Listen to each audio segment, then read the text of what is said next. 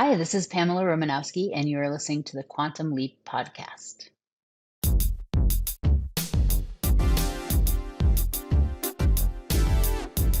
Hello, Leapers, and welcome back to the Quantum Leap podcast, Quantum Leap After Show. I'm Albie, and with me, as always, is Hayden. Thanks, Albie, and I'll let you in on a secret. I'm in possession of a new formula, and the results of which could cause a chain reaction that would unravel the very fabric of the space-time continuum and destroy the entire universe. It's called a time paradox. Granted, that's the worst-case scenario.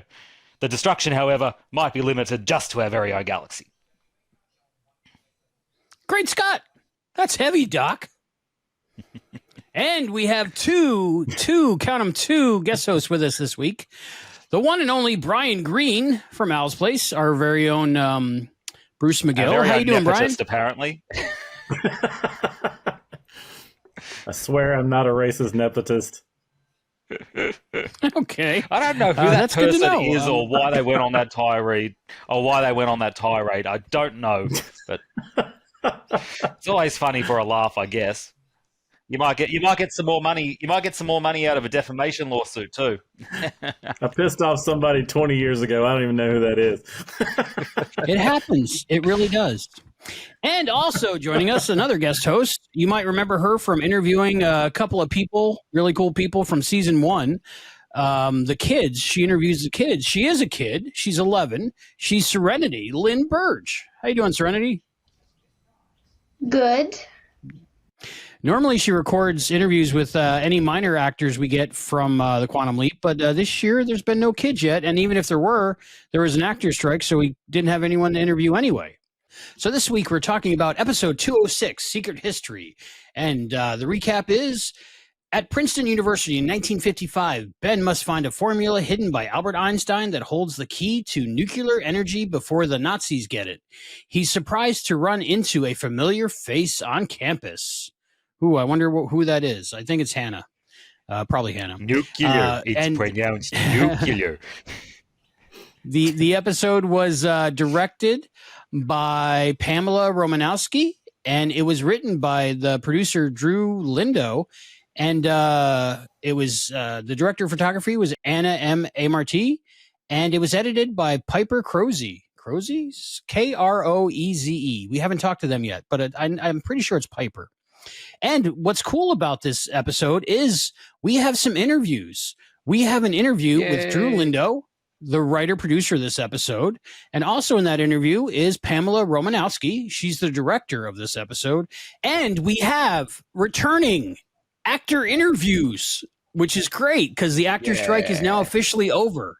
So the first interview we have with an actor from an episode this season is Cullen Douglas. You might know him as the Nazi from this episode. He played Donovan, so that's really cool. And he's got a really cool story about how he stumbled upon Quantum Leap and the Quantum Leap podcast. So that's worth staying tuned for. And also, not in this episode because it's going to be a long one, but later on in the week on our YouTube channel and on our podcast feed, we have an exclusive interview with the one and only Caitlin Bassett. So that's really exciting. Right. So stay tuned for that as well. Addison herself. All right. So Addison herself, the hologram, the former hologram, the person formerly known as the hologram, who now is dating the Tom. the artist formerly known as Hologram. Yes, exactly. So that's really exciting. She was so gracious to come back so quickly right after the actor strike was over and have a conversation with us. She actually spoke with Matt and Chris today from the Quantum Leap podcast proper. So that's going to be great. It's been so good on Instagram and all the socials, just seeing all the main cast finally being able to post stuff and them being so happy that they're able to do so again. Amazing. It must just be an awesome place to work, and they're so proud of everything that they're putting out. It must have really been tough not being able to talk about it. So it's really great to see them being able to do it again. It seems like they're doing it in chronological order, too, because I just saw Ray was posting about the first episode of season 2. So that was really cool. Good stuff. I can't wait to keep following that. We're talking about Secret History, the Nazi episode, the punching a Nazi episode. Let's go with first impressions. Let's go ladies first. How about Serenity? What was your first impression of episode 206, Secret History? It was a really good episode. They got a lot of information about that time back then, and I definitely liked the storyline and the way that it went. It was a really good episode. Very good. Brian, first impressions of Secret History. I thought it was a lot of fun. Kind of reminded me of Indiana Jones a little bit with some of the stuff, finding the bookcase and going through the library, looking for the window. It reminded me of The Last Crusade, really, in a lot of ways. So I like the leap part of it. Having a little trouble with the stuff at the project or figuring out this chip. I just want them to get on with it and see a little more about what's going on there. But overall, I love the episode, and I hope there's more like it. Cool. Hayden. Okay. Well, it had a lot of good parts. There were some exciting action scenes. But this episode felt like a lot of wasted potential, actually. We have the potential for a theory or a formula that Albert Einstein's created, which could, change the course of history and everything that's possible with time travel. We could have been seeing paradoxes happening during the episode. We could have seen people slipping in and out of the project, and Ben continually losing and getting back in touch with the project, and seeing people immediately be switched out and switched back in. We could have been seeing so much of that. So I was a bit disappointed the fact that didn't happen. But also the part where Jen was saying, when they found the formula, and Jen's like immediately, oh, history's changing rapidly around us. I'm like, oh, so what's actually going to happen here? And all she says, Hannah's going to die now. I'm like, is that it?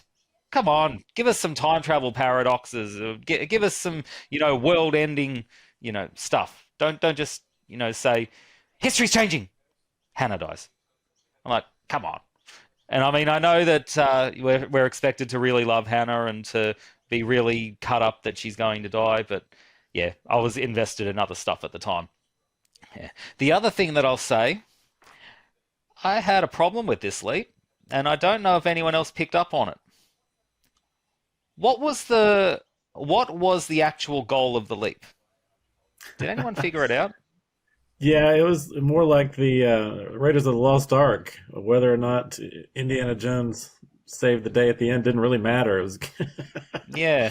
I mean, we've seen stories like this which we've really picked apart in the comics, for example. The one that's at the second story in the Christmas comic, where, Sam leapt into the university, and apparently there was a woman who was going to come up with some theory which made quantum leap possible, and he stuffed something up there, made it not possible, and he had to fix that. Then he immediately leapt out. So what did he leap in for?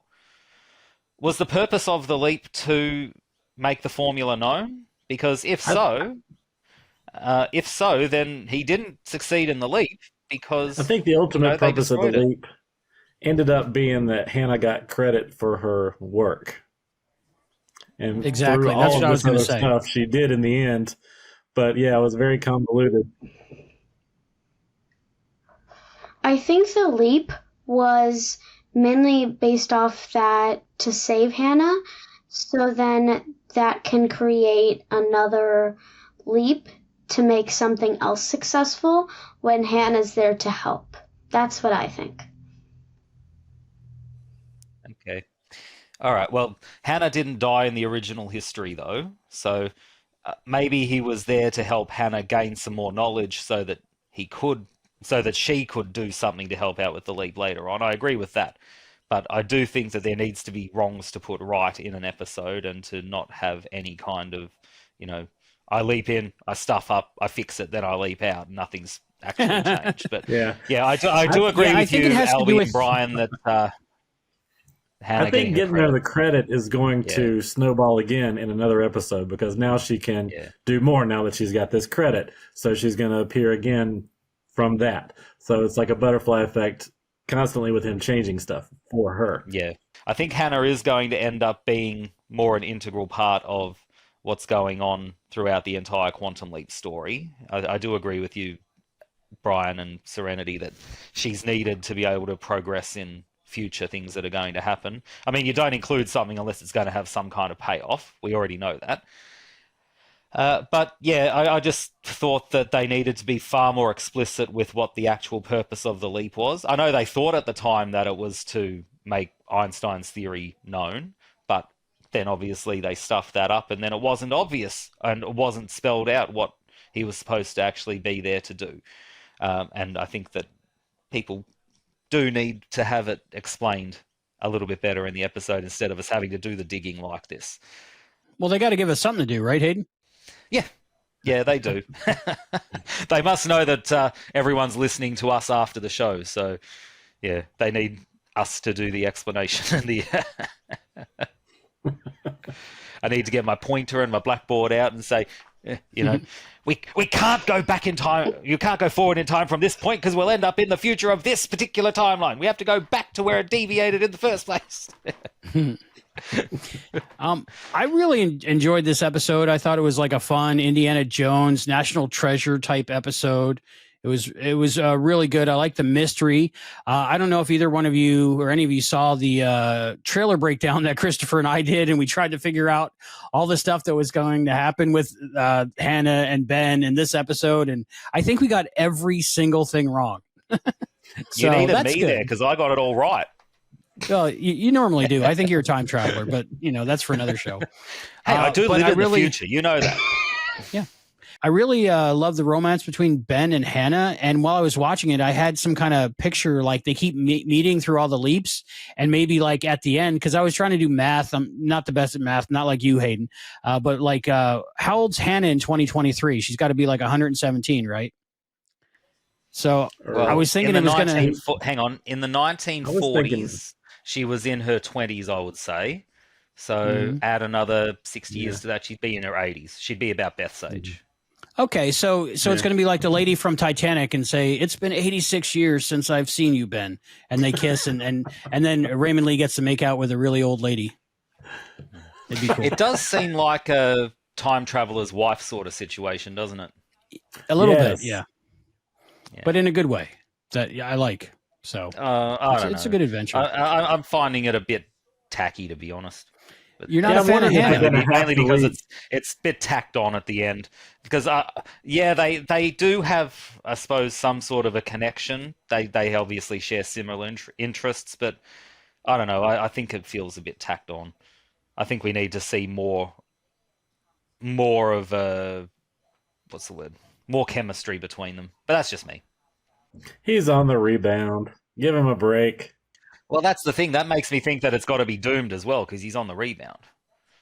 Well, see, Hayden, I really like Hannah. Like, I'm really into the Ben-Hannah relationship. I feel that, like, they have chemistry, and I think it really helps that Hannah's, one, beautiful and intelligent, and she seems kind. And those, like, that's like the triple trifecta. I don't know the word, but that's the thing I like about women is when they're smart, kind, and beautiful all at the same time. So like as soon as I met her, I was like, wow, I like this waitress. Maybe I got a thing for waitress. I worked in restaurants for a long time, so that could be part of it too. So Me too. So smart, kind, and beautiful, and a waitress. That's also a scientist. Yeah, that's my type. So I'm into this. That I really explains like it. why you're still single, Albie. One of the reasons, yeah. So, but I like the relationship, and by the end of the episode, they had me in tears. I was so happy that they kissed, that Ben kissed her. Wow, I know it's a spoiler. Yeah, what? I did too. But I loved it. Yeah, too. it made me like emotional. I think it was the music, the lighting of it was the end of the day shoot, and they just got the magic hour, and the writing, and the acting, and the chemistry. It just, for me, it was perfect. It reminded me of like the best kisses from the original series. So I can see why they're doing what they did. Do you think maybe it might have just been a revenge kiss, though? Because remember, he was really angry at having to have Tom come there to help him out as the hologram. So maybe that was interesting. So maybe there's a chance that he was just wanting to get a revenge kiss in because he was maybe pissed off with Addison and Tom. Is that a I don't possibility know. too? It kind of seemed like they reconciled at the end there, didn't it? I think that the kiss was just fine, but imagine, because when he leapt out, imagine just like leaping in at that exact moment. I don't you mean think the person You would leaping back not in? know Yeah. what's going Professor on. McCoy. at I don't think he'll all. be too mad. I Nope, think he'd be not like, at all. oh, okay. What did I drink? Yes. Hopefully he got the end of the kiss, and no. How does that work? I don't even know, because Sam's leaped out on kisses before, hasn't he? I'm thinking, Kamikaze Kid. Yeah, Honeymoon Express. But I think it's a little more implied that the Lee will retain some memories of what Sam actually did while they were there because of the mind merging process. In this series, they have explicitly stated that the person will not remember anything. So it's going to be more confusing for this professor when he leaps back than it would have been, say, for Cam in Kamikaze Kid. That was one of my favorite parts of the episode, the whole relationship thing. As far as the other stuff, Nazis trying to find the formula, I thought the whole formula thing, the leap in that we saw from the last episode that we saw in this episode, it was a little misleading, I think, because you're thinking of like a mystery or almost like another Halloween episode or something, going to be spooky, or I was thinking like a Jekyll and Hyde formula. And then, Hayden said a math formula. That was his guess. So I guess you got that right. But it seemed like a mislead to me. The leap in seemed totally different than the story. I wasn't angry with it, but it did seem like a misdirect. Yeah, I guess. Well, while we're on the subject of the formula, I don't think it's actually gone. Because, Hannah burnt it, but Ben and Hannah both saw it. Ben's got a photographic memory. Hannah is obviously very intelligent, and we really don't know that much about her except that she was a waitress and is now a scientist. We don't really know about her motives yet. I think it's probably ingrained in her brain, and there's a very good chance she could write it down somewhere as well. Hannah's got a photographic memory too. Yeah, she said she had a photographic memory, so she's got it. So Everyone maybe next time we visit Hannah, two people still know this formula, and we don't really know anything. Yeah, she said she had it. Yeah, Ben and Hannah. You think we'll see Hannah again trying to use the formula for either good reasons or bad reasons? Because, I do. And don't forget, too, we've got all the stuff going on at the project with the chip. And if this formula also ends up in, ingrained in history somehow, who knows what's going to end up happening. I still think that we are leading towards getting the Evil Leaping Project's origins. And all these things going on, it is really kind of seeming like there is going to be some big payoff that is going to be some sort of big bad that needs to be stopped. I don't know who this company is that and who the boss is that Ian had gone and been blackmailed by, and I don't know, what the formula actually does. Would have been nice if they'd shown it. But all these little loose ends, I reckon they're all going to be tied up at the very end with some big showdown, let's just say. And I would love to see Carolyn Seymour and Hinton battle back as Zoe and Me Thames. too. And both, I know that both of them are very keen to do it too. I know that they would jump at the opportunity. Yeah. We found out that Rachel's boss's boss is a he, because they said that. I think that's the only really clue we have about this. The whole Chip story so far, I'm not sucked in. I'm grabbed. I like Rachel and Ian together. I like their on-screen chemistry. I like seeing more of their relationship. I like seeing the characters get screen time. But the Chip story, it's just not hooking me. I'm not like I don't care about the Chip at all. I'm the same way. Just give me something. Yeah, but hopefully by the time it ends, like they build it enough that I really do care. So I have faith in the writers that they will. But at this point, I'm like, But like I said, I love seeing Ian. I love Jen interacting with Ian. Oh, speaking of Jen is a hologram. Loved it. I've seen a lot of talk online, like please make Ian the permanent hologram and stuff like that. But Jen, man, Jen and Ben together, I love it. I love their chemistry It's and I love funny. the team. Yeah. Yeah, it's just great. See more Jen. I always want to see more Jen, of course. Yeah. Well, I'm happy with just about any pairing with Ben for the hologram, to be honest. Magic's great with him. Ian is great with him. Jen is great with him. Tom creates some good tension between them. So, yeah. This love quadrangle that they're coming up with now, I mean, I want to see what happens with it, but at the same time, I'm just kind of like, oh, can we focus a bit on the leap now? Can we focus a bit on the Chip story now? The Chip story. It's going a bit too Days of Our Lives for me, and that shocks me because I like Days of Our Lives. The chip is really important because that's how they track Ben. Well, I'm wondering what Addison's function is going to be. Will she be the hologram again, after they get through all of this love triangle, quadrangle stuff, or what's going to happen there? Because right now she's just kind of standing around. Well, we'll end with this. This is my crazy theory that probably will be wrong, knowing my track record. They keep mentioning Tom, which I love Tom, by the way. He's a great guy. I understand why Ben's got a problem with him because, he's the obstacle really in the way of his former love. But now that he's found a new love, maybe not so much. But my theory is that by the end of the Tom storyline, Ben's going to do something as simple as maybe tell somebody to quit smoking, and that happens to be Tom's wife, and she doesn't get cancer, and she doesn't die, and Addison and Tom never meet, or at least they don't fall in love because Tom's married to his wife that didn't die of cancer, and then the timeline resets, maybe? That's my crazy theory. I don't know if it'd work that way because Tom's in the quantum bubble now too.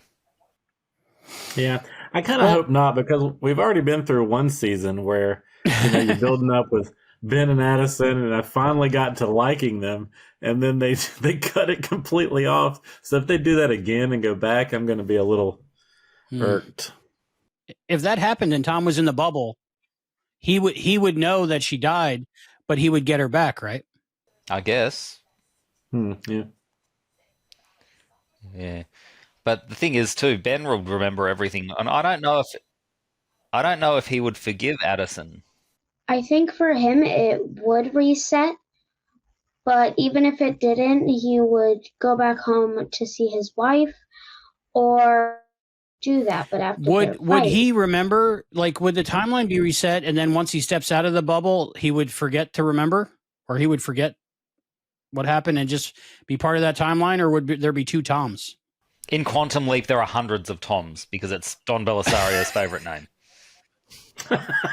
This is true. This is true. There should be an episode with all Toms. All Toms. We'll try to figure that out and more after this interview. We have this great interview. Christopher D. Philippus from the Quantum Leap podcast proper did this interview just last night with Cullen Douglas. He played Donovan, the Nazi. So let's go to that now, and we'll be right back. Hello, Leapers, and welcome back to the Quantum Leap podcast. I'm Christopher D. Philippus, and today I am thrilled to bring you our interview with Cullen Douglas. Cullen, welcome to the Quantum Leap podcast. Thank you so much for having me. Really excited about this. Well, Leapers out there probably recognize you after the episode Secret History. You played Dr. Carl Donovan, Secret Nazi. Spoilers. Big spoiler. Right? Big spoiler. Big spoiler. So, Cullen, I was looking at your background, and I'm just astounded at the career that you've had and so much that you've done. And I mean, you're a writer, you're a producer, you're a director, you're an actor. Can you just give us a brief overview of your background, how you got into acting, and then maybe we can work it up into getting the role on Quantum Leap? Sure, of course. So I am, I guess, the quintessential journeyman actor. I'm kind of one of those guys that stands behind you at the grocery store and you keep looking over your shoulder going, did we go to high school together? did you teach my daughter in school? It's always that kind of recognition, but people can't exactly place it. And I've been very fortunate over the last 30 some odd years to work as an actor and as a writer and as a director, and now as a producer as well. Um, I got into the business. My family moved around a lot, and it was very hard to make friends. And so my mom said, well, let's put him in children's community theater and see if he might be able to thrive there, because I wasn't exactly thriving on the sports field. And, but I found my people. And I was bitten by the bug, so to speak. And so did all the plays all through grade school and high school, and then went off to New York to study, and then to Florida to study, and then spent a lot of years doing bus and truck companies all over the United States. My little, Wikipedia trivia, I guess, is the fact that I have been fortunate enough to perform either on a stage or on a sound stage in 49 of the 50 states. Which one are you missing? Alaska. Ah. I am waiting for Alaska. My dear friend Jeff Perry of Steppenwolf Theater fame, last year he was working on the show Alaska Daily up there in Alaska, and I was like, okay, we've got to get me up on the show just so I can check it off my bucket list. And so anyway, I spent a lot of years doing theater, and then started to transition into television and film. And like I said, I have been very fortunate over the years, recurring on shows, everything from Agents of S.H.I.E.L.D. to I was very fortunate to be a part of David Lynch's Twin Peaks: The Return. And I also worked on Jason Kadam's show for CBS called Pure Genius. And then, of course, I was so fortunate that the fates kind of smiled down on me, and I got the audition to go in for Quantum Leap for this amazing role of Dr. Carl Donovan. And you and I were speaking before we started the podcast tonight. I have to say, this podcast truly, I think, in some small way, helped me book the role. Do tell. Well, it's a situation that, I'd like to think that every actor out there is doing their homework, and I try to familiarize myself with most of the shows that I might be going in for, that I might be reading. And so I, of course, was a fan of the original incarnation of Quantum Leap, and I had watched some of the episodes of the current, reboot of the show, and really enjoyed it, and just tried to find the time and discover it again. And when the audition came in, I felt like, okay, I need to do a deep dive as quickly as I can. And so, of course, I ran over to IMDb just to kind of get a lay of the land, maybe look at the colors in the wardrobe, so I knew what I would want to be able to suggest with, when I went for my audition. But I just felt the sense that I wanted to get an idea of the tone of the show and of the people.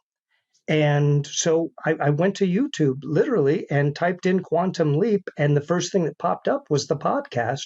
And so I spent that evening watching you and Matt and some of the other folks talking about the show. I felt like I knew Ray when I went on to set because I had already seen him on the podcast, kind of a thing. So it really was, it served me so well as an actor to kind of fill in the blanks, because often you just get your sides, or you get a portion of the script and you don't know the lay of the land. But the podcast, it filled in all those blanks for me. Well, thank you. That's very humbling, because I know we work hard on the show, and we're such super fans that for us, the reward is just, we get to talk about Quantum Leap every week. And we were talking about the Legacy series for years, and then we were blessed with the Revival series. So it's amazing for us as podcasters to be sort of on the vanguard of a property that was moribund for quite a while. And now it's going as strong as ever. And we're getting to actually talk to actors who were just on set, a couple of months ago instead of 30 years ago. You being a prime example. So, sure. Yeah, it's an amazing journey that we've been on. And I'm just so happy that the work that we put in was of value to you, because I can't imagine you just, man, we ramble on for hours, dude. I mean, I'm hoping that you went 4 times speed at least through some of my screens. No, it was really informative in the way in which you guys talked about the show, because you were coming at it from a different point of view. You were coming at it from the viewer's point of view. I could have read all the stats, I could have done all that, but the way in which you guys talked about it, you really lent itself to talking about the tone, which I think what they have done with the series is just amazing, because it really bridges so many different gaps. Yes, it's about the time travel and the leaping, but there's also this love story, which is amazing, that kind of keeps percolating. And then you have the backdrop of some of these really profound issues that they address in these episodes. And so it kind of, again, it just sort of checks off so many boxes, but I was able to learn about it and kind of dig deeper from what you all were saying about the show. Well, again, thank you so much. I mean, gratitude for giving us the chance and for helping. I'm glad that we helped inform at least the way you might approach it as an actor. So, I mean, that all being said, can you describe the process of, number one, how you auditioned for the role, and then, once you got it, what happened from there? So the audition came in, and I quickly read over the sides, which again is just sort of a portion of the script, just with that character's involvement.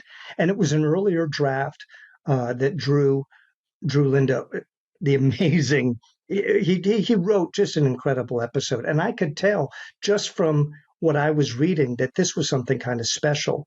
It just had so many twists and turns within such a condensed kind of time period. And so I read it over a couple of times and listened to you guys. I went back and was very fortunate because the show was on NBC. I was able to quickly watch some previous episodes again to kind of get up to speed with everything. And then I just put myself down on tape and crossed my fingers and hoped for the best. And in fact, I'm in the room that I literally auditioned in. And it's weird because we have moved with COVID.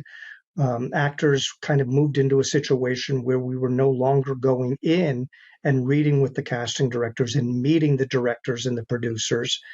We're putting ourselves on tape and just hoping that we're in the zone, hoping that we're getting close to what they need, because that's the one component that you miss when you're self-taping, is the casting director to kind of pull you aside and whisper in your ear and say, you know what, they've seen so many people today do it like this, try it like that.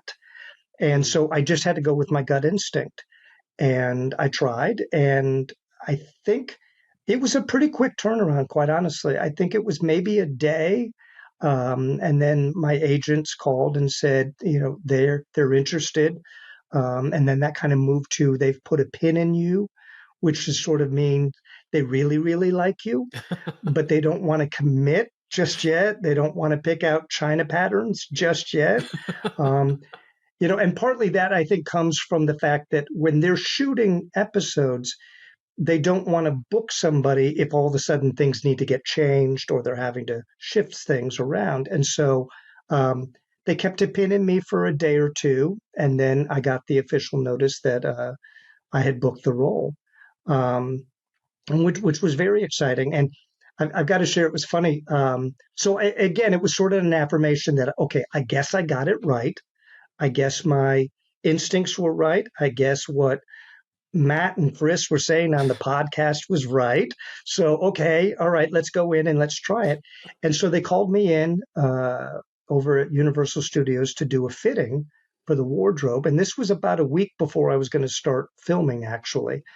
To give the tailors enough time to adjust the wardrobe and everything, and that in and of itself was exciting because the costume designer had pulled me suits that were actually from the period. This wasn't something that they had just picked off the rack. This was truly something someone had worn this suit back in the 50s. And it was such a lovely thing to kind of put onto my body and to sort of absorb the echoes of it. And so we went through the fitting. We tried lots of different looks for the doctor, and glasses as well that I wear in the episode. And so I was just finished, and I was getting dressed, getting ready to just go back out in my car and wait for them to call and tell me what time my call time was in a couple of days. And one of the assistant wardrobe people came into the room, and she had kind of a long face on, and she said, "The producers and director needs to see you." And I went, "Oh, okay. All right." So as an actor with your experience, is that like a red flag? Does your heart just stop or go up into your throat? It kind of did stop just a little bit. It was kind of like, okay, I think there's always that imposter syndrome as an actor, in that, you're just, I could be in the job, in the middle of a job, opposite, Kerry Washington in a scene from Scandal or something, still waiting for somebody to tap me on the shoulder and go, "You know what? We met the other guy. I'm so sorry. Please, you're welcome to stop off at craft services on your way out. But, thank you so much. We won't need your services." So I made the walk over in the offices there down this very long hallway that felt a lot longer than it probably is, because I honestly did not know what I was going to be expecting.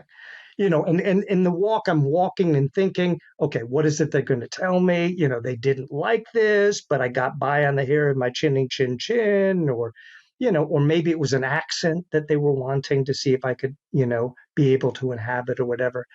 And I turned the corner into the office, and there sat Drew and the episode's director, Pamela Romanowsky, who I know you guys are speaking to as well.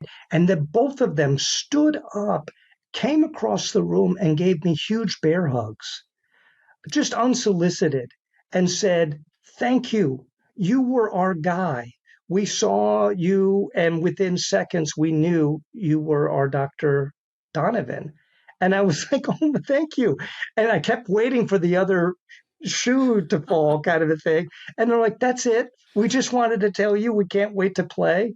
And I was like, "I can't wait to play. Thank you."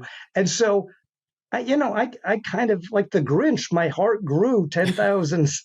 I walked out of there just going, wow, that was really kind of special, that they're in the middle of prepping this episode and they wanted to take the time to say, "Hey, Cullen, attaboy, we loved what you did. We can't wait for you to come and play with us."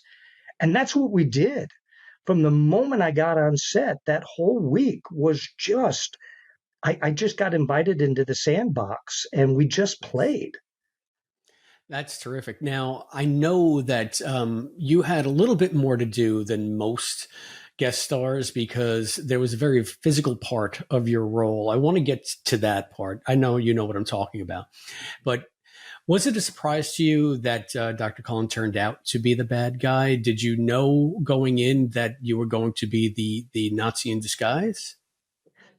The sides that I was originally given for the audition did have the turn. Okay, cool. And so I knew what was coming. And the thing that was really kind of exciting about it was, in that initial meeting with Drew and Pamela, they both said, you got it. You didn't telegraph. And I think that was the thing about the role, is you really need to believe that he is just who he says he is. Because if you're winking at the audience too soon, they're sitting there waiting for Ben to catch up, so to speak. Like, we already know it. Why don't you know it, kind of a thing. And so it was kind of it was a dance that we sort of did to make sure that, I stayed as kind of small and I guess maybe meek as possible within the context of what my job there at Princeton was, so that I could be ready for that turn that hopefully no one, including Ben, and Hannah, saw coming.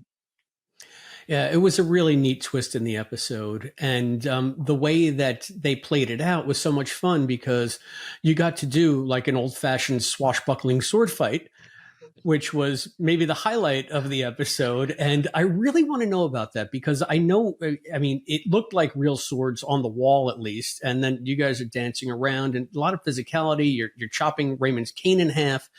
And I want to know, how does something like that come together? I have to imagine that there's a mix of you guys doing it and stunt people doing it. And can you describe the blocking and how that scene came together? When I saw that I was going to get to do a sword fight on screen, it was the little kid in me was just jumping up and down. Hell, the grown ass man was jumping up and down. I was so excited. I mean, that's why we do these things, you know? I mean, I can't tell you how many times I've jumped off furniture as a kid, pretending to be the swashbuckling bad guy. And, you know, here I was. It was my Indiana Jones moment, so to speak. It was really, really incredible. And so we knew that was coming, and Pamela did such an amazing job in the sense that we shot that scene for an entire day. That was our day. And they actually, after we wrapped the sword fight, they still had more things to shoot later on in the evening. But we were on that set shooting that from every angle possible, with both Ray and I using the swords, and they were able to work with us. And we choreographed the whole thing, as well as then having our stunt doubles step in. And I was just so incredibly encouraged by the fact that Chad Bennett, a wonderful stuntman, came in to double me. And we don't look that much different from one another. It was a perfect match, so to speak, but he knew how to handle a sword and make me really look good. So, you know, we went through a whole sequence of that sword fight where the camera would be on me and I was actually dueling with Ray's stunt double. And then there were times in which Ray was on screen and he was sword fighting with Chad. So as if Ray were to perhaps slip, he would hurt Chad and not me, which was, I guess, an economical thing to do to make sure you protect everybody, kind of a thing. But it was really great. And everybody just, it felt so organic because we just went through everything very melodically and very, you know, step by step, like you do, to make sure everyone is safe. They were real swords that we were fighting with. It was a real cane. It may have had just a little bit of an indentation, but, you know, I truly had to hit it on its correct mark to be able to split it in two.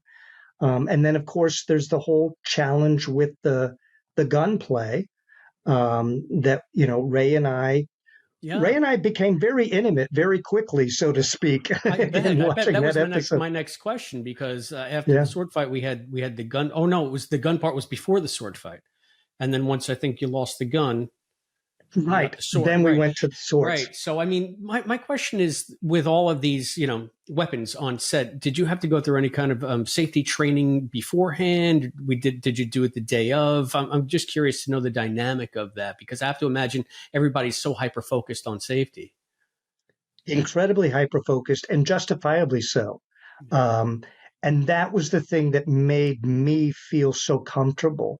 Is, you know, when we were working with the gun, the props master, the gunnery, everyone was, you know, the armorer on the set was able to show us, okay, this is not a loaded gun. There are no blanks in here. There is nothing. The chamber is completely, you know, blocked. There is no way for anything. And so it had the weight, you know, and because it was a real gun, they were able to get the close up. But then in any of the wide shots, I was holding on to a rubber gun, you know, that it would hurt if you threw it at somebody, but that was about it, you know. And then same with the swords. You know, we worked first with dowels, you know, just wooden dowels. And so throughout the day when they were setting up various other shots within our scene, when they were angling on, certain devices or certain parts of my desk and stuff like that, Ray and I would be off on another part of the soundstage, just going through the motions of the fight so that we knew sort of muscle memory where each of us were going to be, because we both recognize, and Ray's been doing it on a regular basis now with some of the stuff that he has to do on the show, but we knew that inherently there was going to be an adrenaline. Once Pamela called action, you can't help but just give it a little extra juice. So we needed to make sure that when we ramped up the speed and we're going at full speed, that we were just as safe as if when we had started with basically chopsticks, just sort of, tapping back and forth. Gotcha. Well, I mean, it came across very well. Whatever you guys did, it was all there on camera. And what I loved about that scene was that it turned from sort of like almost like a National Treasure solve the mystery episode and pivoted into almost like an action pulp episode with the reveal of the Nazi. Now, when you had to approach that reveal, I mean, you did have the speech about being a good German or being a good citizen, but you never, gave up the love of the homeland, that kind of thing. Were you tempted to sneak in a German accent on that and like really go over the top? How did they direct you on that? And did you have to go against some instincts that you had? Because it just seemed like you could really chew on this, Sure. And I think that was to, again, Pamela's credit, is that she said I was able to gnaw on the scenery, but I couldn't chew it, so to speak, and I think that it was a collective decision that even before I walked in, when I auditioned, I did not do it with an accent. I assumed that Dr. Donovan by this point would have, really tried to just sort of, be innocuous, so to speak, and not stick out. And so I tried to kind of bury it. There are a couple lines where the German in me actually came out, just, listening to my grandfather and things like that. So it wasn't necessarily purposeful, but it may have snuck out here and there.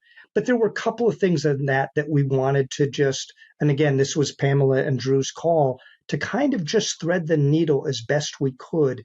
And again, make him as accessible and as much of a big misdirect at the beginning, because I think if my character had come in with a thick German accent, it may have been a tell for the audience.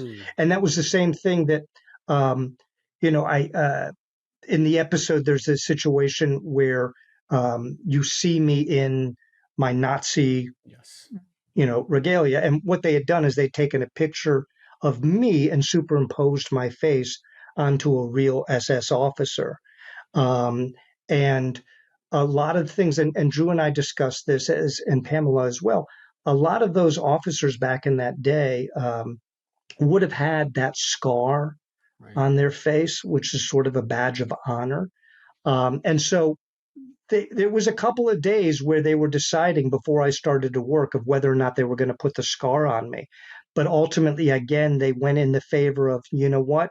The scar and a German accent is going to tip the audience off. So let's just keep Donovan as sort of middle America as we can, to hopefully have it be that much more impactful when the character does reveal his Nazi roots.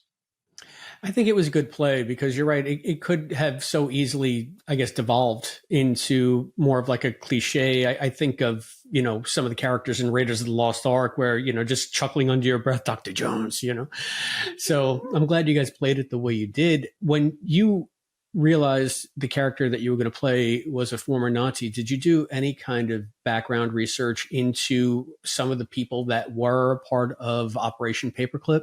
Or was it Project Paperclip? I want to say Project because it's Project Quantum Leap, but I believe it was Operation Paperclip. Operation Paperclip. Yeah. Yes, I did. I didn't. Once I had booked the role, then I kind of rolled up my sleeves, past the audition, past the kind of stuff that I had done beforehand. And I wanted to find out more about that Operation Paperclip and how someone like my character could have just, gone unnoticed, so to speak.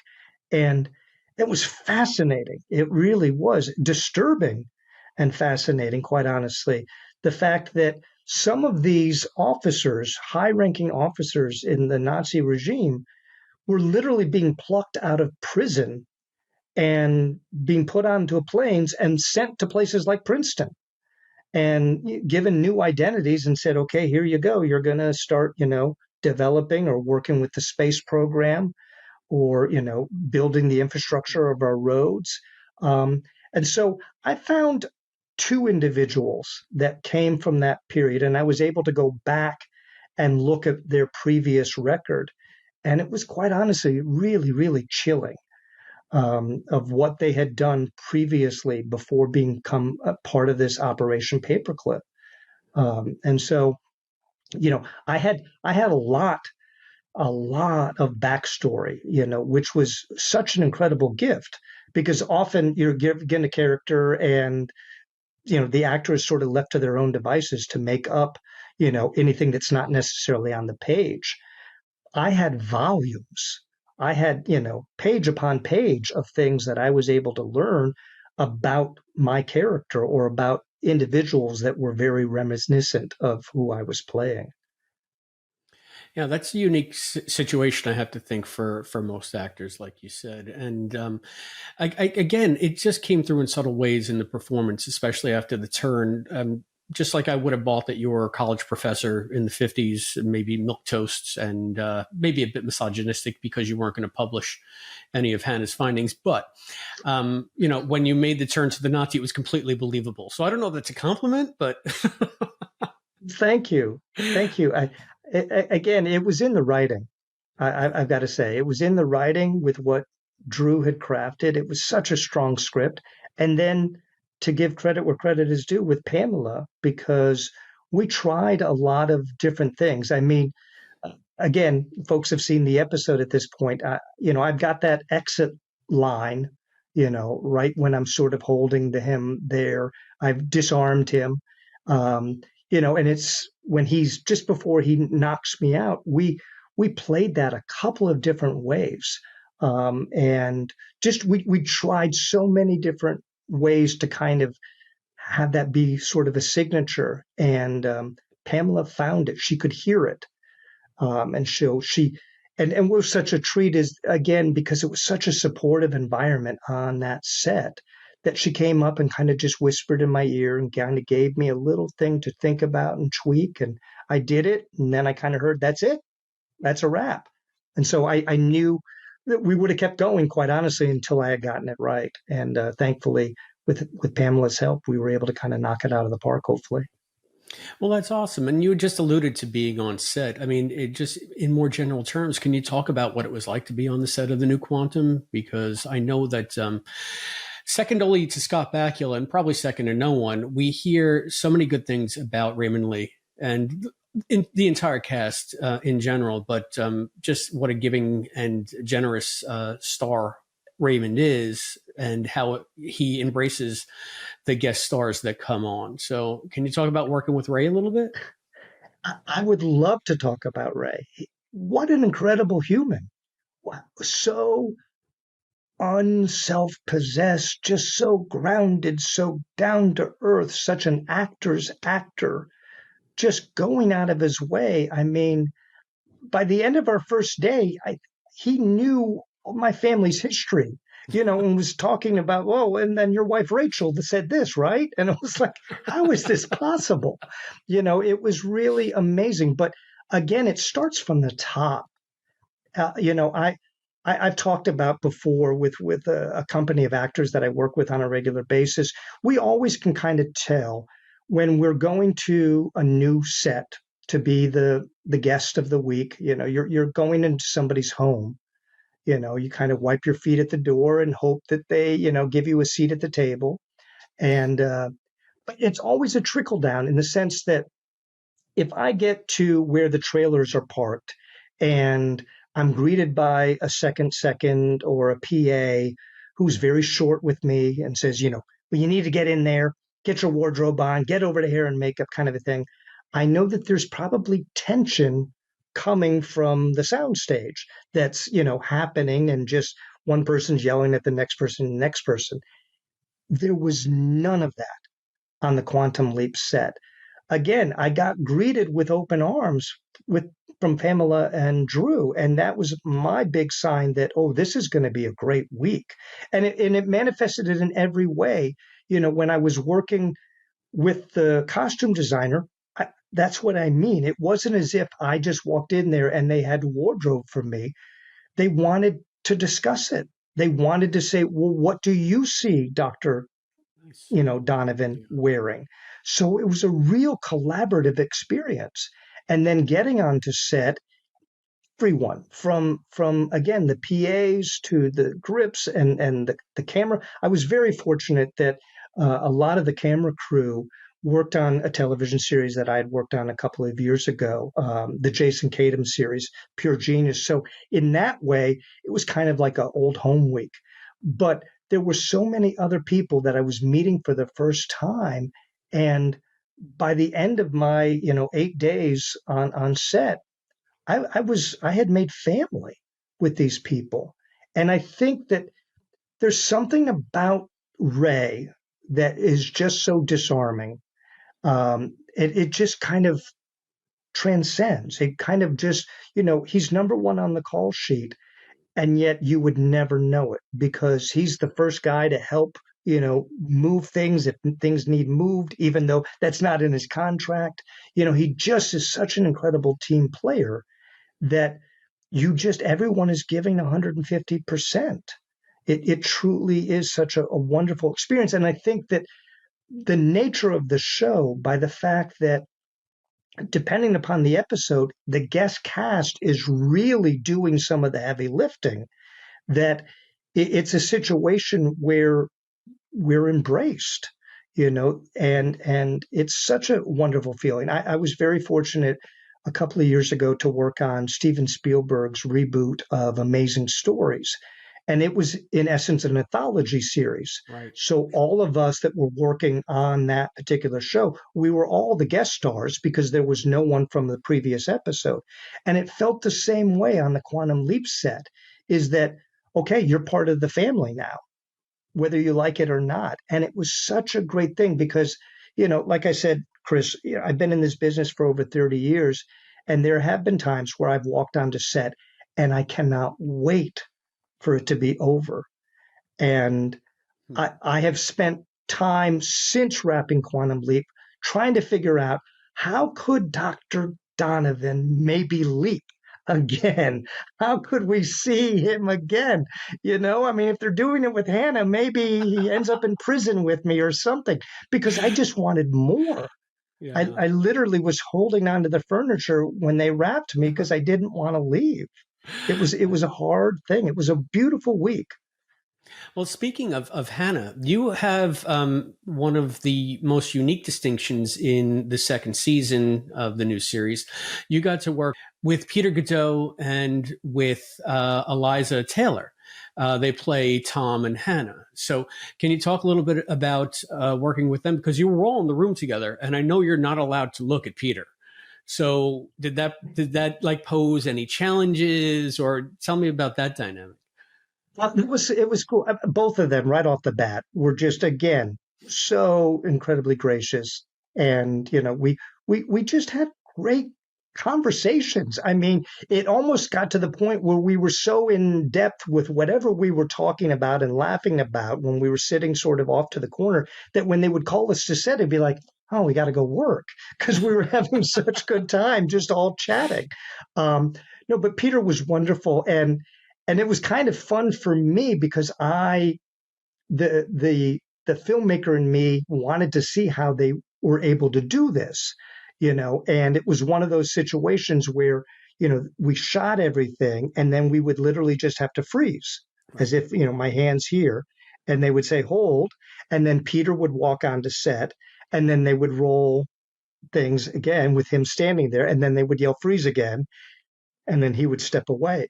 So that was really kind of exciting because I knew that movie magic was happening. Yeah. And it was wonderful working with Eliza. She and I first met actually in the scene in which my character is being arrested and being taken away, and it was so charming. It was so great because we shot that, like, say, that was on a Friday, and it was so great because then when we were working together the following Monday, it was like, oh wow, seeing an old friend again. They were both just so ready to play, and we all felt just so incredibly fortunate to be doing this because it just felt special. It felt like we were working on something really special. Beyond just the show itself, the episode just felt elevated for some reason. Well, you did have the good fortune of being in a terrific episode, and I was telling Matt on the podcast that I know part of our job here on the QLP is to maybe point out some flaws and to talk seriously about both strengths and weaknesses. But we both feel like this season just gets better and better and better. And I feel like this episode was a real high point for the season. So it must have been just a thrill to be able to be part of it. And we're talking a lot about Quantum, but I mean, your resume is just staggering. And I don't know if you want to go into some of the other stuff you've done, or maybe some of the stuff you're working on currently. Like, where can fans of Quantum Leap see you now or see you next? I'll probably be heading to the grocery store after this podcast.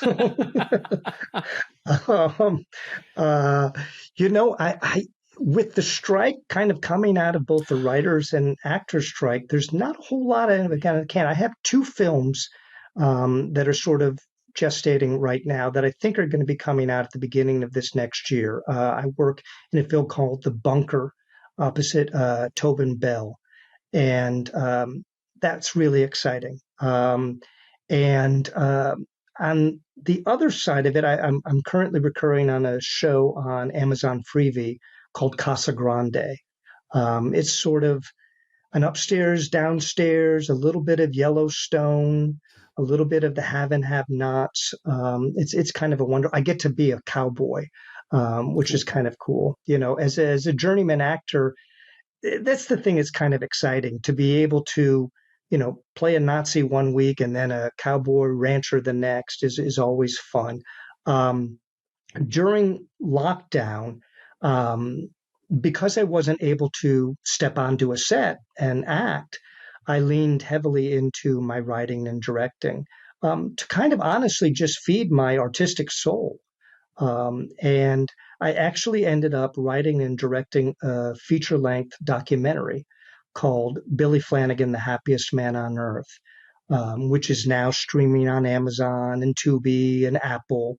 And it's about a gentleman who is the longest contracted performer in Walt Disney World history. He started performing in 1982 at Walt Disney World. And to this day, I actually spoke to him earlier today, he is still performing 42 some odd years later. Still doing the high kicks. He's sort of the quintessential Mr. Disney. During lockdown, when Disney was forced to let go of 750 equity performers, Billy, for the first time in his life, quite frankly, was out of a job and didn't know what to do with himself. And he's quite an avid cyclist. And so he started cycling around Orlando, Florida, delivering little singing and dancing telegrams, socially distant kind of things to all of his friends that were also displaced and out of work. And then other folks in other parts of the country started to pick up on this and said, well, when am I going to get my little singing and dancing flanagram? And so Billy started crisscrossing the United States on his bike, delivering these little bundles of joy to people. And I saw the story on Good Morning America or one of those places, may have been the Today Show, and I reached out to an executive producer friend of mine and said, I think there's a little short film about this, feel-good situation. We contacted Billy, we spoke to him, and after talking to Billy, we realized we had a feature film. So that was really nice. And then otherwise, artistically, before the writer's strike and the actor's strike, I was very fortunate that I picked up a shopping agreement as a writer to develop a novel by amazing writer Allie Larkin and develop it into a television series. And so I've been developing and producing it sort of behind the scenes with my producing partner, Monica Lacey. And now that the strikes are over, so to speak, we can start to take that out. And I also have a television movie that I'm going to be writing and directing on as well. So trying to keep all of the things happening at the same time, I'm on Quantum Leap. How cool is that? How do you do it all? And you're not even mentioning the fact that you're an acclaimed playwright. And you wrote a play that was somewhat autobiographical, that won some major awards and got lauded up and down. Do you care to talk about that? Sure, of course. Again, it came out of the writing and the directing of the Billy Flanagan project came out of the fact that I needed to get that out of my system, so to speak. Because we were watching paint dry during those early days of lockdown and not knowing if the industry was going to come back, how long we would be washing our groceries for, that kind of a thing. And so it was a real release for me. Similarly, 27 years ago, my oldest son was born, and he happened to be born with Down syndrome. And it was not something that, quite honestly, my wife and I were expecting. It was a typical pregnancy. And when he was born, it was a definite shock to the system. But in that first year of life with Gabriel, I learned to kind of get out of my own way and get rid of any of the preconceived notions I might have had about someone with a cognitive disability, and really let him teach me how to be the father that I needed to be. And so the play that I ended up writing, called Afraid to Look Down, is really my recollection of that first year of life. It's a one-man show about how I navigated things from Gabriel's birth to all the way to when we celebrated his first birthday, and that play, it was such a wonderful gift that kind of kept on giving, because I think I did it for the right reasons, or I'd like to think I did it for the right reasons. I selfishly did it in the sense that I wrote it just because I needed to get all these feelings out, the confusing feelings that I was having about being a father, about expectations. And then I started to travel with it across the country in various little places and theaters in different parts of the country. And then I was here in Los Angeles, and I was doing it at the former HBO Workspace in Hollywood. And I did it, and gentleman who everyone I'm sure knows, John C. McGinley, actor from Platoon, as well as Scrubs. He came to see the show one night, and he too is a father of a son with Down syndrome. And John came backstage after the show and said, "Wow, Cullen, you knocked it out of the park, and you said a lot of the things that I'm thinking and have thought over the years." And he said, "Are you familiar with the show Scrubs?" And this was at the height of Scrubs. Right. And I said, "Well, of course I know Scrubs. Yes, it's a favorite. It's kind of must see TV for us around the house. We love Scrubs." And he said, "Would you like to be on the show?" I said, "I would. Of course, I'd like to be on the show." Chris, less than a week later, I was guesting on the show. Wow.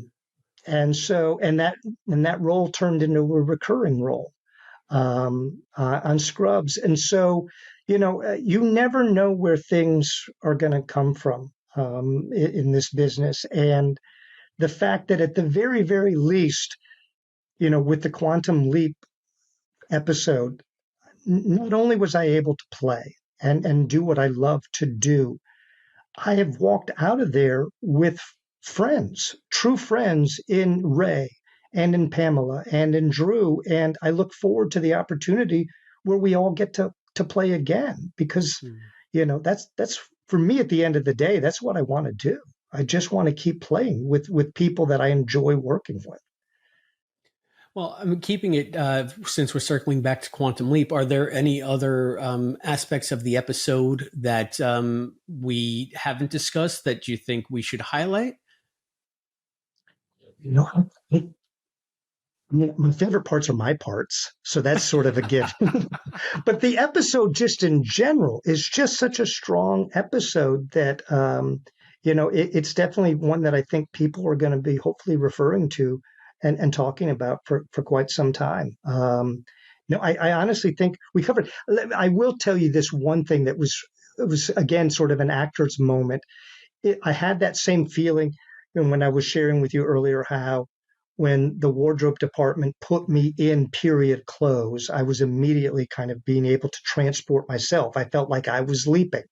When they put my character into the back of the 1950s police cruiser, I was sitting there in the back of this 1950s car, and my POV out of the back seat, all I could see were buildings that were doubling as Princeton, and then all of these background actors walking in front of me, all dressed in period clothes.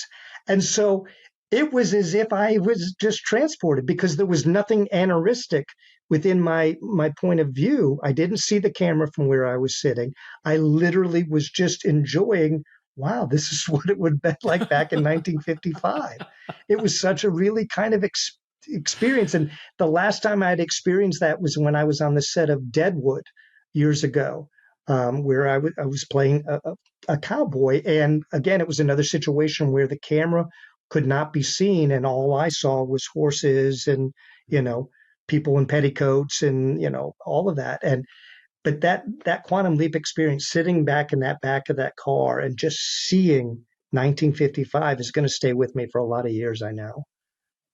That's amazing. That's so much fun. Probably something that you can only get on a show like Quantum Leap or Deadwood, just that immersive experience. So the one thing that I just think is extraordinary about Quantum Leap, and I don't, obviously your listeners get it, but I don't think the general public necessarily gets it. People who are not sort of, huge fans of the show or have yet to discover it. These guys are making a pilot every week. For someone like yourself who's also been in the business, you have to understand that is incredible. That except for sort of home base in present day, whenever Ben is leaping, it's a completely new set, completely new characters, completely new wardrobes. And it's in essence like every week they are shooting a television pilot. And then going, okay, now let's do another one, because there's no starting over. They start from scratch every week. And it's just remarkable to me that they're able to do that so efficiently and have fun doing it. It really is. It's a remarkable thing. Yeah, I think it speaks to the talent of the producers and the crew and the cast just to be able to pick up and just pivot every week. It must be, if you're a producer, it must be wow, so much worry probably involved, but it just seems like they pull it off with aplomb every time. So every time. Yeah. So, you've been so generous with your time. Are there any parting words that you'd like to give to the leapers out there who are listening? Just keep watching, because the rest of this season, although things were unfortunately truncated because of the writers and actors strike, we're in for some really great twists and turns. And I just feel so incredibly honored to have been a part of this second season in such a big way. And I really feel like, the legacy show for me is always going to be there, but this is a whole new chapter. And I really encourage people to discover it. Go back, watch the first season, really just watch this journey. We're all leapers, and we get to watch it through Ben's eyes. Wonderful sentiment. And thank you, Cullen, so much for appearing with us on the Quantum Leap podcast. Thank you. And we're back. How about that interview? Yay, actors. They're back. We get actors. In a way, it was nice back. that we couldn't interview actors. So we got to interview like producers, writers, directors, all these cool people. The costume designing interview, that was amazing too. Just everybody finding out all this behind the scenes stuff was great. But it's cool to have an actor back. So yeah, Cullen Douglas, that was great. And I like that he, when we do. Trust me, the list is huge, and we're going to get through it all. So by the end of this season, we'll have caught up, I think. with all the actors that wish to be on our show. But it's cool that he learned about Quantum Leap from the Quantum Leap podcast. How cool is that? You can't beat that. Okay, and so we're talking again about 206, but I want to take a second to ask you, Brian. Now, we all love Al's Place, and from what I understand, there's a Kickstarter going on, right? Can you tell me a little bit about that? Well, our forums are outdated. They've been online for 18 years, and next year there's going to be a server upgrade that will pretty much wipe them out. It won't be operational anymore. So I've been talking to Morgan, who is hosting the site and runs a lot of this stuff, very knowledgeable, and he suggested a forum platform called Zenforo. And it looks great. There's an Android app for it where you can get push notifications for messages. You can mute them. You can, select what you want. You can get a weekly email digest of stuff that's going on if you don't want to visit every day. So it's a lot more user friendly and it's up to date instead of, almost 20 years ago, which we had a lot of fun back then. We had a lot of conversations and hundreds and hundreds of them, really. And, I made it's a lot fun of going back great... and laughing at everyone with their ideas for reboots now that we've actually got one. So we started talking about it, and the software is going to cost roughly $200 to get going and migrate everything from the original message board over to the new. I started a Kickstarter all of a sudden last night, just out of the blue, just to see. I figured people would donate maybe $1 or $2 here and there. It'd take a couple of months to get it all together. But within just a couple of hours, we had a few people do, $5, $10, $15, and one very special leaper brought us up over the edge with, over $150. So it's almost like funded. Someone went back in time to put right what once went wrong. I think they did many times, maybe. But anyway, and people have backed it all day today, too. So we're up to almost $500. So now, I hadn't planned on doing any stretch goals. So now we've got to come up with some that'll be worthwhile to everyone. So I've kind of put a message out to fans. What do you want? Would you like to see some sort of retrospect video, or would you like upgrades to the forum if they're available? Anything like that. So suggestions are welcome. Bring them on. Call me names. Somebody already did today. That's fine. We'll have to have a competition to see who can come up with the best insult for Brian. Right. But no, it's all for fun. It's for the fans. I don't make any money, any profit whatsoever. Never have. Doubt I ever will, and that's not the goal. So if you want to, right? If you want to put a couple bucks in, go right ahead. If you don't, we are funded. So it's just for fun, and I look forward to releasing it probably at least by March the 1st, if not before that. Yeah. Wow, that's a great cause, Brian. Count me in for like $30. We want to get this to like 1,000, right? Because we might need more upgrades, server costs in the future. Morgan's been on the show. He's been a guest host on the show as well. He's an awesome guy. He has saved our servers butt many a time. So big shout out to him. He's a great guy. Without him, most of this stuff wouldn't work. Al's Place would not be online. I still need to get a hand link, by the way. But if not for him. Yeah, me too. I don't know why I didn't get a hand link. We should get hand links. Anyway. We'll put all the profits towards hand links for us. We're going to need to make more money. I'm here to announce our hand link Kickstarter. We need, $1,800 so we all can get a hand link. Plus the import costs for me, which are not cheap. Oh, so we'll do $2,600. That's why I didn't go. How much is that in Australian money? That's quite a bit. Probably right? about 5,000 or so. Okay, so we need about $10,000 for us to all have hand links. So, but first, go to Brian Greene, the Kickstarter for Al's Place, because it's totally worth it. I have a question: are all those like forums from the past going to be archived somewhere, so we don't just lose them? Yeah, they'll all be on there. Every single one of them. Yeah, okay, because we don't want to lose that. We're hoping to keep it kind of the same look, so it's familiar, but it's very user friendly. That's the idea. So that's the goal. Okay, cool. That's what I was worried about, but we're good. All right, we got to thank you for keeping that site going, by the way. Yeah, We really got to What's thank that? you for keeping the site going, because there's so much media and information there that we so heavily rely on here to be able to put awesome stuff up on the podcast. So, yeah, it's great knowing that it's all there and available. Before Well, there that's what was it's for. before there was Quantum Leap podcast and other stuff, there basically was Al's Place, and that's where you went Yeah. on the whole of the internet for anything Quantum Leap, and we still do. So it's great. It's We a got lot to of get hard more work of those and well Family done. Guy clips, though. There's so many more Quantum Leap references in Family Guy now. We got to add more of them. It's hard. Because I think it's you've hard only to got even two, get don't you? those. Yeah. It's hard to get those, especially on. You can't put them on YouTube, most of them, because they block Yeah. it. So, but yeah, Well, thanks. It's been And a it's lot a of good fun. archive of Quantum Leap history. It really is. It's like secret history, like this episode. Hey, So, we're back. What do you think the title refers to, like Project Paperclip and stuff like that? Because that's not really a secret, or was it just like the secret history of? Ooh, I'm processing as I'm talking. I was thinking the secret history of them working on the atomic bomb and the fusion, but then I was like, oh, secret history. Ben has secret history with Hannah.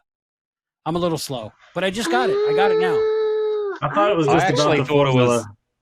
I thought it was about the secret history of the Nazis being hired by the Americans as scientists to progress a lot of American stuff. I think I that's don't got know to if be that all really of them happened. I don't know combined. if that really happened, and that means it was probably secret if it did. I've heard that Rennie, before, so I think is that it's in the true. book, Rennie? Oh, This must be a Bible study group, I'm just gonna flip the through. group for a book club for people who never read the book. So every single book club, Does it talk about nobody his ever work reads the book. with Project Paperclip?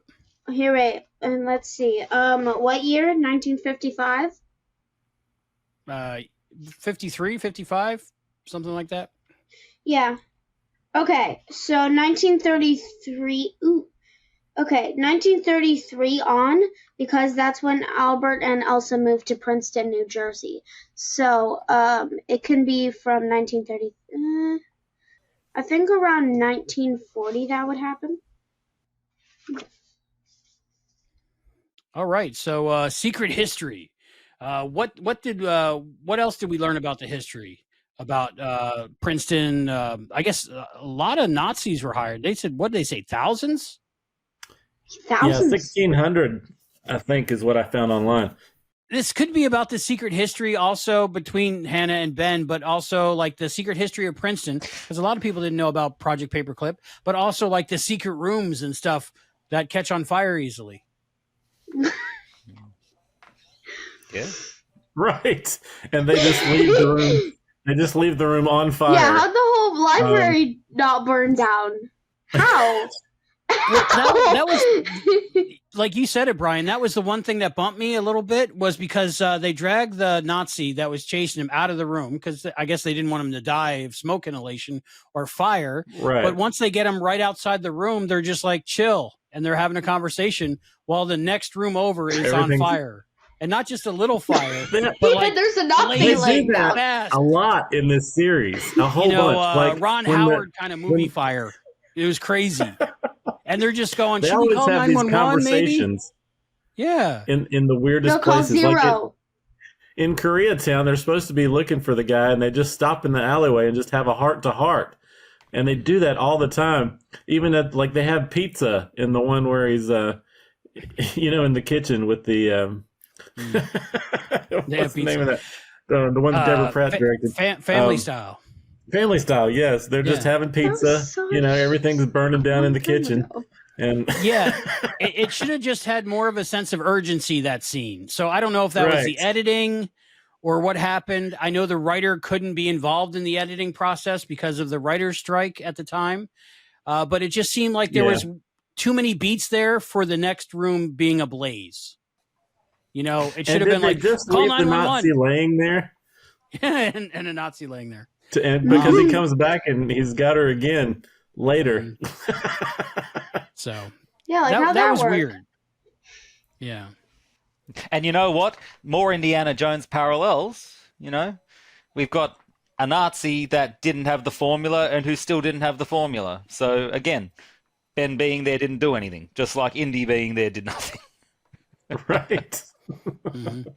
I like you were saying earlier, Hayden, I would have really liked if like they did discover fusion or whatever. They thought they discovered fusion, but then it wasn't just it was a show don't tell, or actually just tell back at headquarters like the whole world is lifeless except for the bubble. That would have been something because another different type of atomic bomb created back then. So, but we didn't get any of that. Yeah, and Okay, I mean that's the trouble when you're dealing in real history as well. You can't invent stuff that hasn't actually been invented. So they'd have to pretend that something didn't exist and then make it exist by the end. And I don't know what they could actually pick to do that. So what do you think of like the hidden room and the clock and figuring out that the time is relative and all that stuff? A little bit of a mystery.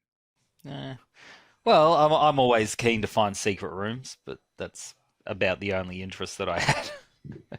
Sure. Yeah, I think that it was cool with the clock because that's something that I have seen before, but I definitely wasn't expecting it in that situation. But it makes sense with Albert Einstein and time and the clock being a little bit forward and changing it to there. But the only time that I've ever seen it, it was just to find a key, not to find a whole another secret room. So, yeah, that was really cool. I thought it was funny how they were saying that Hannah was saying, "Oh, I knew Al. I knew what Al was like." And Ben's like, "Oh, you actually met Albert Einstein? You call him Al?" I was so hoping they'd say Albie instead of Al. Right? He's been known as Albie too, here and there. So that was a missed opportunity. Yeah. Just saying. You know what else was a missed opportunity, Albie? You What? wearing your hair out like Albert Einstein today.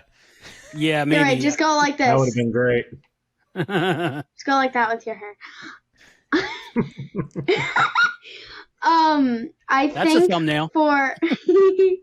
I think that it was cool that they were referring to Albert Einstein as Al because that's kind of a nod to Al Calavici from the original show. So I think that was really cool.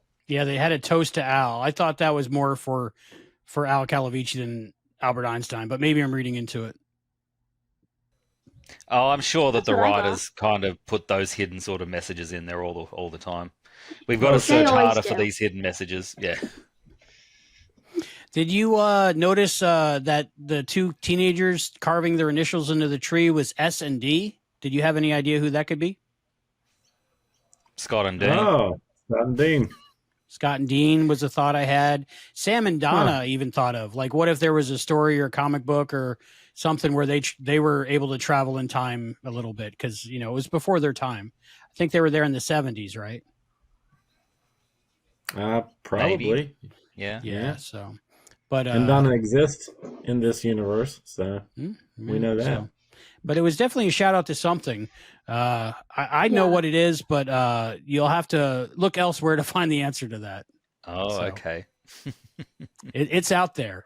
It's going to be out there this week anyway. By the time this is out there, it's out very there. secretive. Yes, it's a mystery within an enigma, wrapped in another mystery that's on fire. I think that room might be fireproof on the outside, but if it was fireproof on the outside, it would keep the fire inside, which would kill the people inside, which I don't think that would be a smart decision. I think that if Albert Einstein created that room or somebody like him created that room, I don't think they would go in that direction because I think they could come up with something better, but that's what we got, so. Yeah. Oil lanterns seem dangerous. I did notice that there was like LED lighting in the top of some of the bookcases. So I figured if they had LED lighting in the 50s for the bookcases, they might have had an incandescent bulb in the library or in the hidden room. But if they did, then they wouldn't have the fire. So They were if you need very a fire, ahead of their you time need. there. I'm going to Yeah, have if to you go need- back and look at that. If you need fire, you definitely need a ignition source. So I guess the fire is Hannah's fault because she's the one Zippo happy, you know, she's lighting everything on fire. That's another thing. They get out of the library that was all like burned down, and she just grabs a piece of paper and starts lighting on fire in her room again. I'm like, you didn't learn from a half hour ago when you almost died from the fire? But it made for a good trailer shot. Yeah. That it did. So what about back at headquarters? I kind of like the, the hot potato hockey puck. Yeah, I can't do it. You got to do it. I can't do it. I got to do it. Oh, I'm not going in there. Okay, I'll go in there. Mm. That was interesting. Yeah. I think it makes perfect sense that they would have a, rotating list of holograms because, I mean, you really had to feel for Al in the original series. He had to be on call 24/7. Whenever Sam arrived and needed someone to be there to give him some info, Al had to do it because he was the only one connected to Sam. And he would never be able to take a holiday. He would never be able to essentially leave the project. So, I think it makes more logistics sense having a lot of people there that can actually help Ben out. And, but yeah, I also think it's kind of funny that so many of them have all these other duties that they need to do and are needed there. So they're like, no, I got to handle Ziggy. No, I got to handle security. No, I got to do this. I got to do that. So, yeah. And anyone can just walk into the imaging chamber at all. And you can even play rock, paper, scissors, to decide who it is. Yeah. I don't necessarily think it's anyone that can do it. I think they probably still have to have some sort of brainwave connection into Ziggy. But even I think Tom? You think? I don't think there's no reason to believe that there's no reason to believe that Tom couldn't have linked himself up to Ziggy. So, well, I mean, he's got his finger in every other pie, so why not that one? So I think anybody could, and it would be funny if they just handed it to like a background actor, and they just walked in and they couldn't say anything because they're not allowed to speak, but they're they're the hologram going, I don't know what it could be just. I'm going to lunch. It could be a non-union actor, I guess. Mm-hmm. Magic says, I'm going to lunch. I need you to just step in here for a second. I don't know your name, but just go tell them it's going to be all right.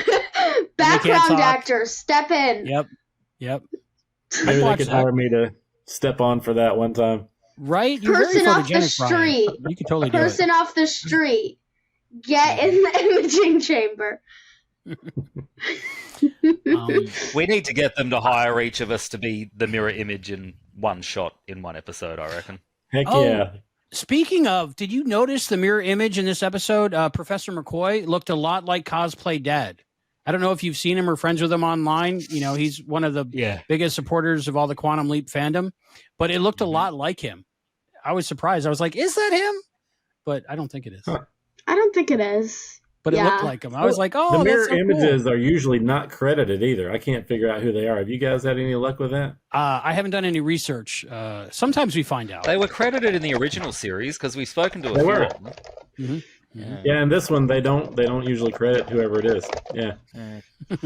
Although maybe they don't do as many mirror shots either. They might just do like a glancing pass. Yeah, it's just one or them two every usually. now and then, but we don't usually get the longer mirror shots doing more interesting things like we'd seen in the original series, like in the one where Sam was the priest, and we get the vision of the great big priest that Sam had leapt into doing karate moves and stuff like that. So, Bud Sabatino. Bud Sabatino, thank you. And I got to speak with him. Great guy. Great guy. Yeah. I think with the mirror images, so the Leapies, I think, something that I noticed was that they, in this season so far, they haven't showed the Leapies and like the Next Time on Quantum Leap. They haven't shown those, and they haven't shown it until like at least halfway through the episode. And in the first season, what they would do is Next Time on Quantum Leap and show them looking in the mirror rather than just saying something and then looking in the mirror next week's episode halfway through. So that's a big change that I saw with season 1 and season 2. Yeah. It might be that the people who are making it think now all right, everyone knows what the premise is now, so we don't need to show as many mirror images because they already know that Ben is in someone else's body. Or at least that's the impression that I'm getting.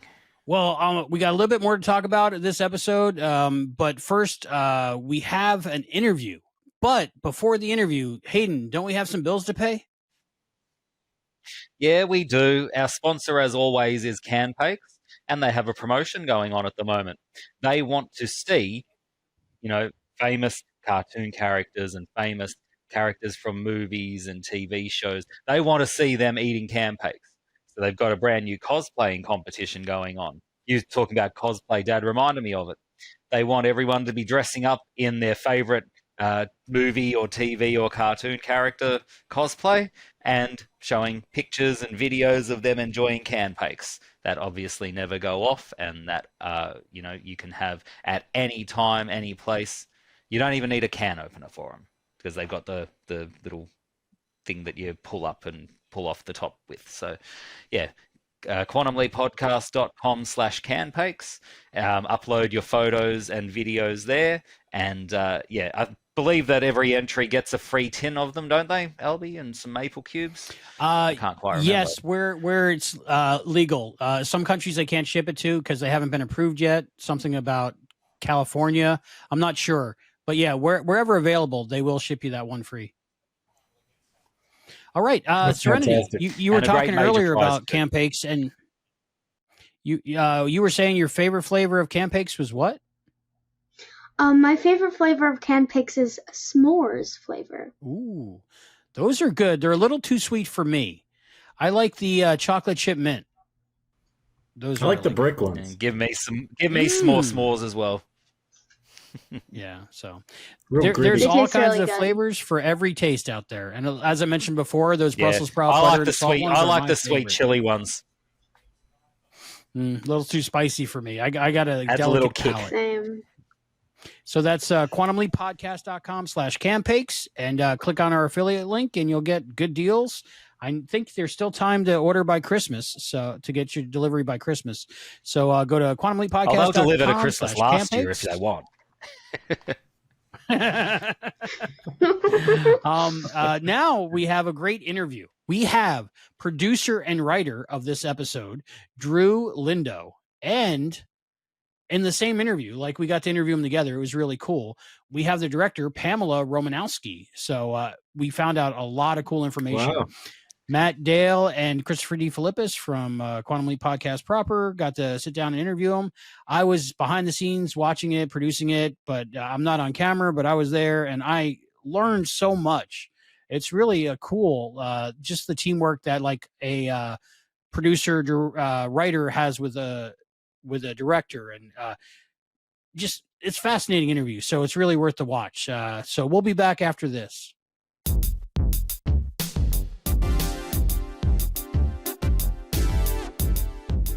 Hey, this is Matt and Chris with the Quantum Leap Podcast, and today we have with us not one, but two key creatives involved in the making of today's episode, Secret History. We have Drew Lindo, the writer, and Pamela Romanowsky, the director. Guys, welcome to the show. Thank you for having us. Thanks so much. Thanks for joining us. So we love this episode. We think it's going to be a hit with the fans. Firstly, can I just ask, generally, a question for Drew, generally, where did the idea for the episode come up? So you've interviewed some of the other writers before, so I'm sure they've told you we have sort of a leap board with different ideas that we discuss as a room over the course of making the show that we hope to get to at some point. One of those ideas, from me, certainly was an Indiana Ben kind of episode, because I desperately wanted to see Ben punch a Nazi.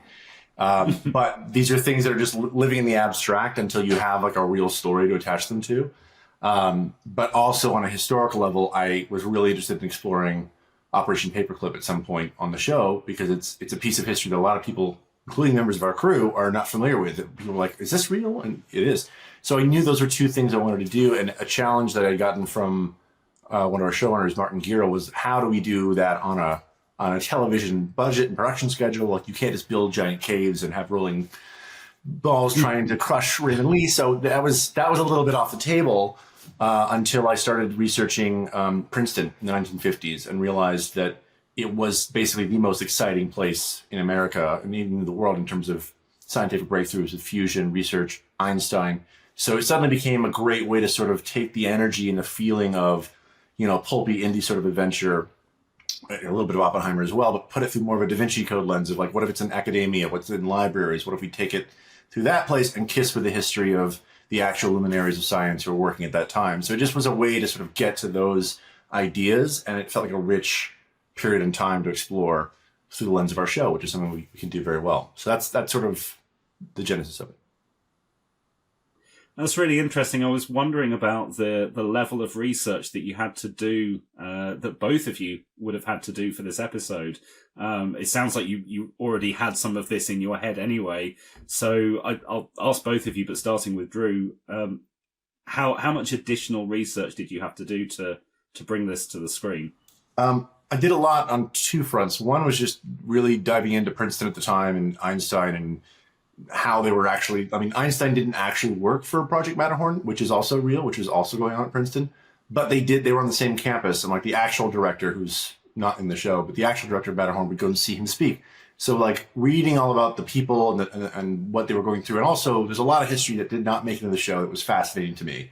Like Einstein did get involved with a female Russian spy named Margarita. Like there's a lot more. You could do a whole movie about what I was researching, but also, because I had known nothing about how to dramatize physics on screen, I reached out to an amazing resource we have out here called the Science and Entertainment Exchange, which pairs scientists in different fields with writers for TV and film to help them have more accurate information.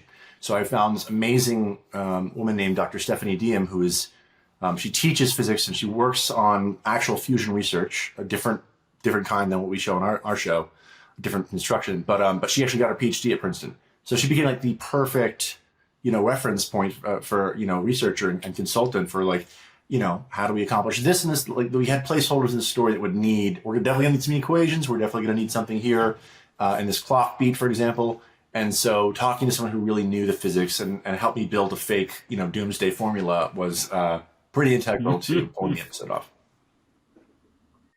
And Pamela, for you, stepping into an ongoing TV series, I'm sure most TV shows you could step into would be modern day, some sense of reality around it. What did you have to do to prepare for stepping into the 1950s and the world of Quantum Leap? And I'm very conscious this is not your first rodeo with Quantum Leap, and I'm itching to talk about Leap Die Repeat as well, but maybe later. Oh, amazing. Yeah, I'd love to. So, that's a huge part of the fun of this show, is that every episode is the opportunity to dive into a new world. I love world building. I love to approach the visual style and the look and feel of the episode from character psychology. So for me, that always leads. I had an invaluable resource in Drew, who told me all kinds of wonderful stories about this time and, how he developed the script. But the first time we met up, we just had coffee, before the shoot started. And he told me, I want this to be like Indiana Jones, but starring a Hitchcock blonde. And I was like, done. Two favorite things. Here we go. So that was kind of our touchstone for how this episode should look and feel. It's a little bit different from other episodes in it just has this like wonderful Spielberg-y adventure romance tone to it. So that was really fun to explore. On the hard physics side, in a previous life, I would have been a scientist. I was actually pre-med in college and took all kinds of physics and chemistry. My undergrad degrees are psychology, biology, chemistry, and my older brother is a physicist. So small shout out to him. There's we were picking the little end caps in the physics library. I was like, hey, Mark, what should these say? What are different disciplines of physics? And there's one that says microfluidics, which was his original discipline. So it was actually fun to just ask him questions about this time and get kind of nerdy on the physics part of it. But yeah, it was so much fun to research. I love prep. I love pulling together imagery. I use Shot Deck a lot. The DP Anna is also amazing. And, not all of the references are direct. Sometimes it's in the moment, like, the opening with that sort of shadowy gate that's from The Exorcist. But in terms of tone and visual style, it was really like that shot from Indiana Jones that's like amber light pouring through the stained glass in the library. So that kind of determined like, what is the feeling? What is this romantic adventure going to be like? And what should the whole episode look like? I was very lucky, by the way, to get Pamela as my director because she absolutely understood just the tone and the emotional feeling that the episode needed to bring, and she brought that from herself as a creative. She brought that to the piece, as did Anna, our amazing DP. And so it really, everybody was chasing a feeling, but through this visual art form that directors and directors of photography can actually shepherd and organize. And she did such an amazing job. But it was just incredible to have somebody there, especially, heading into a writer's strike where we couldn't even touch episodes in post. This is one of the rare times where I was like, I really trust this director because I've seen her eye and I've seen the way she works on this project, and she totally sees it, the best possible version of it, and she executed it beautifully. Drew, we had a great time. Drew is best time. Just my favorite. Well, it's funny you mentioned Indiana Jones and that amber light, because so much of this reminded me of that scene when he's in the library with the X marks the spot and he breaks the marble floor. Yeah. So if that's what you were going for, you got it. You nailed it. One of the main things that I noticed with this episode, though, it's kind of a departure from the episode so far this season, because not only do we get a healthy dose of Hannah again, but we also bring Tom into the story in a really big way. So for Drew, I guess, was there a challenge in writing those two characters at not the expense, but more of a showcase for them as opposed to our regular Quantum Leap family back at HQ? And Pamela, I mean, the nuances between Ben and Hannah, between Ben and Tom, I'd like you to talk about how you approach directing those scenes to establish those characters more for the viewers. I loved both of those storylines. I think, Ben and Hannah, I'm trying to talk about it with no spoilers. Such a beautiful and important storyline. And I think that it's a really important reveal of a side of Ben that we haven't gotten to see before. I will say, when we shot the last scene, we shot that, I believe, day 2. And there's one specific shot that I was really looking forward to, and Drew and I both looked at each other at the monitor and I cried while we were shooting it. It's just beautiful. I love their story. The other side of Ben that we haven't often gotten to see is what comes out with Tom. Ben is, the consummate good guy. There's not a lot of room for him to have flaws, to have feelings, to have, he faces every challenge with grace and integrity, and he does that, but it's really nice to see him struggle with that. So in his scenes with Tom, I think, director catnip is friction in the scene. So having this friction between them to play with, like, how is each trying to maintain the power? How is each trying to suss the other out? How is Tom trying to diffuse Ben? How is Ben trying to establish dominance and power here, but also realizing Tom actually does have something that he needs? And then also just deciding how much of yourself to reveal in those moments. It's all in subtext. It's all in what they don't say. It's in body language. It's in eye contact. It's when, all of these mini challenges are so interesting to work with. And of course, Ray's an absolute dream, and I love working with him. And it was fun to see Peter, try to get under his skin a little bit and see how Ray reacted to that. There were little scenes where, we just shoot kind of improv reactions to things and just kind of let that side of Ben come out. Like he's got some claws. Yeah. Now, if I can remind you before you go, Pamela, we have seen the episode. This will air after the episode, so you can feel free about saying which scene made you cry. Oh, because okay. I think we'd really like to know. Yes. So the final scene where they're walking through the campus, and she says, "Can I ask you one question about the future?" He says, "Yes," and she says, "What is your name?" It just gets me that the most important thing to her, not nuclear science, not world wars, not changing the outcome for herself or someone else, is to know this person. I think that's so beautiful. That's love.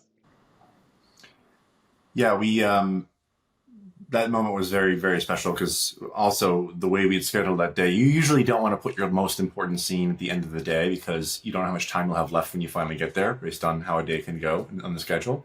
So, but our DP had said, listen, the lighting will be perfect for that moment if we wait till the end of the day. And I was over here just biting my nails, but it was a really powerful moment. And the lighting, everything just landed just perfectly. It was like we talked about it as our before sunrise moment at the end of the episode. But on the character level of talking, taking through these two new points of view for the show, as a room, we've talked about a season and we know there are certain moments we need to hit throughout the season. So we knew this was going to be the episode that would reintroduce Hannah. And the construction of 203, Closure Encounters, was that she's just sort of in the periphery of the story. She's not the main person of the week that Ben needs to help, but she makes a distinct impression. This episode, I knew from the beginning, was going to be Hannah's step into the limelight as this really key player in Ben's story. So a big part of the design of the story is how do we bring her in a way that makes an audience and makes Ben really become quite taken with who she is as a person and her spirit. And a lot of times characters in the show are people who are struggling, who are, they've got a dream, they've got a want, they've got a bad future ahead of them, and Ben's trying to help them avoid it. And what's been great about the Hannah story was that, well, first of all, I had an enormous amount of help in terms of figuring out who she was from Dean Georgeris, our co-showrunner, who had written, audition sides for the character at the beginning of the season, and had also written other materials, letters from her point of view and things like that really just created a very sharp, clear picture of who this person was. But also that we were not going to make her a traditional, I don't even want to say damsel in distress, but she doesn't know that her future is not looking bright. And that created something new for the show too, which is someone who thinks their whole future's ahead of him. And Ben knows better. We know better. And that created, an emotional attachment to somebody without sacrificing their light and their energy. So it was a joy to write this moment, not just for her character, but also for Ben's, who's really in the first half of the season going through this really heartbreaking loss. And so the whole design of this episode is, how do we create this journey back into the light for Ben of just rocketing back up into that place that we know and love him to be. So that was all very exciting and very fun. Tom, on the other hand, was a thing where, Tom is a foil to what Ben wants, right? Ben wants to be back with the love of his life and can't because she's with someone she can actually have a life with. So I believe it was Martin Guerro who was our co-showrunner, who said, can Tom get in the chamber? And my first instinct, almost as a protective fan of Ben Addison's what? It's too soon. And then I realized we're kind of halfway through the season. It's probably not too soon. So then even if you're you might be rooting for Ben and Addison, but as a writer, you need to fight for each character you're writing. So then it became, well, how do I give Tom the most emotional, revealing story? Because he's so capable and so unflappable all season. He's totally fine. He's totally fine with this whole completely messed up situation that none of us would be fine with, but he's totally fine. So for me, my challenge is well, how do we use the fact that he's a foil in the story, which again, as Pamela pointed out, it's great to see Ben not like somebody because that happens so rarely.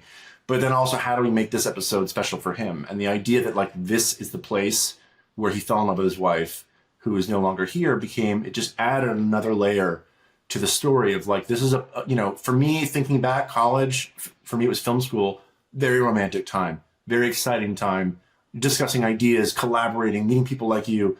So all those feelings you want to recreate from your own experience in the world of science and physics, we were doing that. But also through Tom, there's a forlorn quality, right? Because that's a painful past now. Good memories become painful when we lose people. So these are challenges on the story level. How do we, and also we didn't, Ernie was unavailable for the episode, so we had a void to fill using Tom. So it really created new storytelling opportunities. They're challenges, but the results were really fruitful and really made both characters much more winning, I think, to the audience's eyes.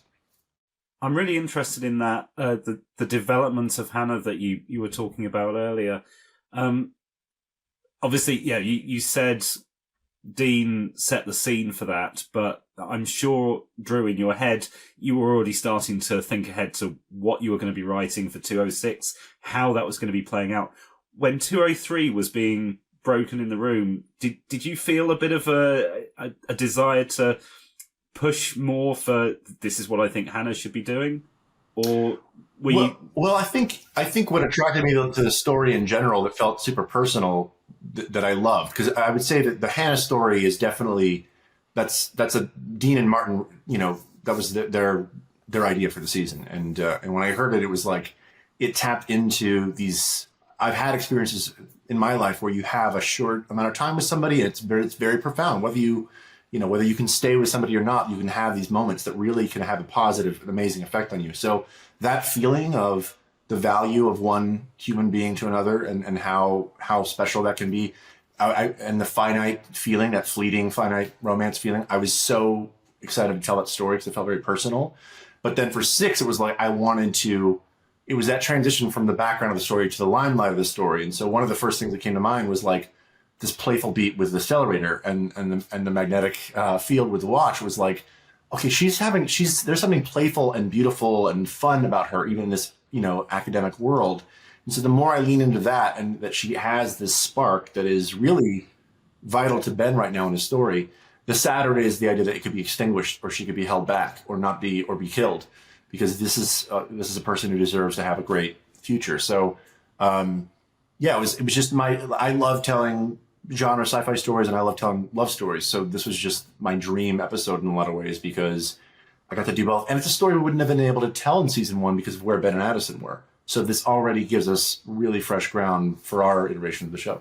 I was just going to say, Drew, I think one of your best scenes in this, and certainly one of my favorite to direct, is Ben and Hannah in Lawrence's apartment, finding the clues, finding the journal, and just watching the way that they fall in love by sharing ideas. You're talking about the romance of academia, of film school for us. There's something so beautiful about that kind of love story. There's such peers. It's like a specific kind of soulmate. It's a specific facet of love. And it's just so wonderfully done. We had a great time shooting that scene. And, we've seen Ben in love, of course. I stan Addison, but getting the opportunity to see him fall in love or begin a crush, we'll say, and seeing him become, his heart open to a new person. I think that's just the most fascinating kind of scene to direct. You're seeing someone make this major realization in real time.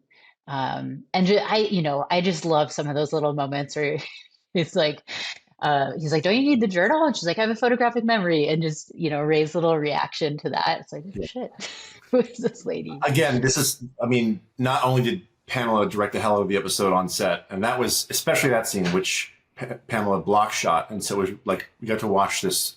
It's when you put both of those scenes together, it's a big scene. It felt like we were watching Ray and Eliza do theater that night. It was really exciting. But what's really hard to get directing TV because the schedule is so intense are, directors will come in and it's difficult for them because they come in to like the machine's running and there's so little time. It's really hard to get the moments and the little beats between the story plot points, right? To get those moments on camera that people remember and really talk about. And Pamela got that every single day on set. She never sacrificed the moments that were really special, just moments of human behavior. And then in the edit as well, like that little shot of Ben reacting to him not being the only person with a photographic memory is super sweet. So it was wonderful to see her really have that attention to detail, not just on set, but in the cut because I didn't get to work on it at all. So when I finally watched it, I was like, oh, thank God, like all these things that, I was on set, I was seeing us get it, but I was just so happy to see it all, the way she constructed it with our editor, Piper, was just elegant and just so involving. And like you said, we didn't get to see Ben and Addison fall in love. We picked up with them already engaged in season 1.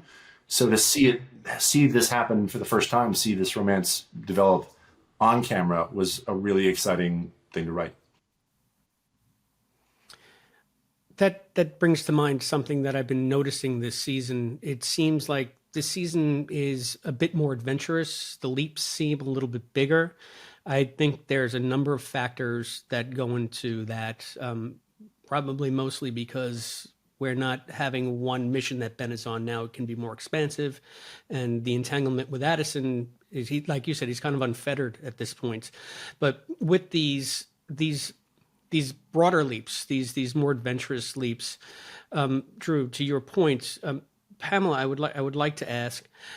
You wanted to make this more of a sweeping adventure piece, but you knew that you also had to do some of the most intimate character stuff we've seen so far this season outside of Ben and Addison. So how did you approach making that balance that Drew was just speaking about? Because I felt like the episode didn't sacrifice one for the other. It worked on both levels very well. And that had to be how much planning did you have to put into that? And what kind of thought process did you need for that? I'm a pretty obsessive planner when I'm in prep. And so I do like a psychotically detailed daily plan and shot lists. And then, of course, you throw anything away that doesn't feel right in the moment. But for me, there's, the shot list is really important, how we're constructing the shots so that we can be extremely efficient and get the scale that we need on the timeline that we have. But in the moment, to me, the show ultimately is about the humanity, the behavior, these moments, these exchanges, words like realization, that's what I'm looking for in every scene. So more important than my shot list every day is, what is the meat of the scene? What are these moments? What is someone realizing or deciding? And you need to see that decision being made. You need to see the pros and cons being weighed, and you need to see the decision being executed. To me, that's acting, seeing the decision committed to. So I think most of my directing is more about asking the choice to change slightly, because these actors are also committed. That you're going to see the decision being made. Small things like, again, in this last scene, Ben is also deciding how much of himself to reveal, of course, to Hannah in the moment, but the meta version is to us. We know that his job is so deeply lonely. He talks about, I meet these people and I never see them again. And I guess we know that in theory, but Ben deciding to reveal that side of himself is a big decision, and it carries weight. And so to me, that was one of the more important moments of the script. Obviously, it's so much fun to burn Einstein's office down, and there's a technical side of directing that I absolutely love. I'm such a nerd. I love planning those things. I love stunt days. But I do think the heart is in these moments where you get to see a character reveal something to the audience via another character that you didn't previously know. And I think until we were watching that scene and saw Ray performing it, it hit me on such a deep level what his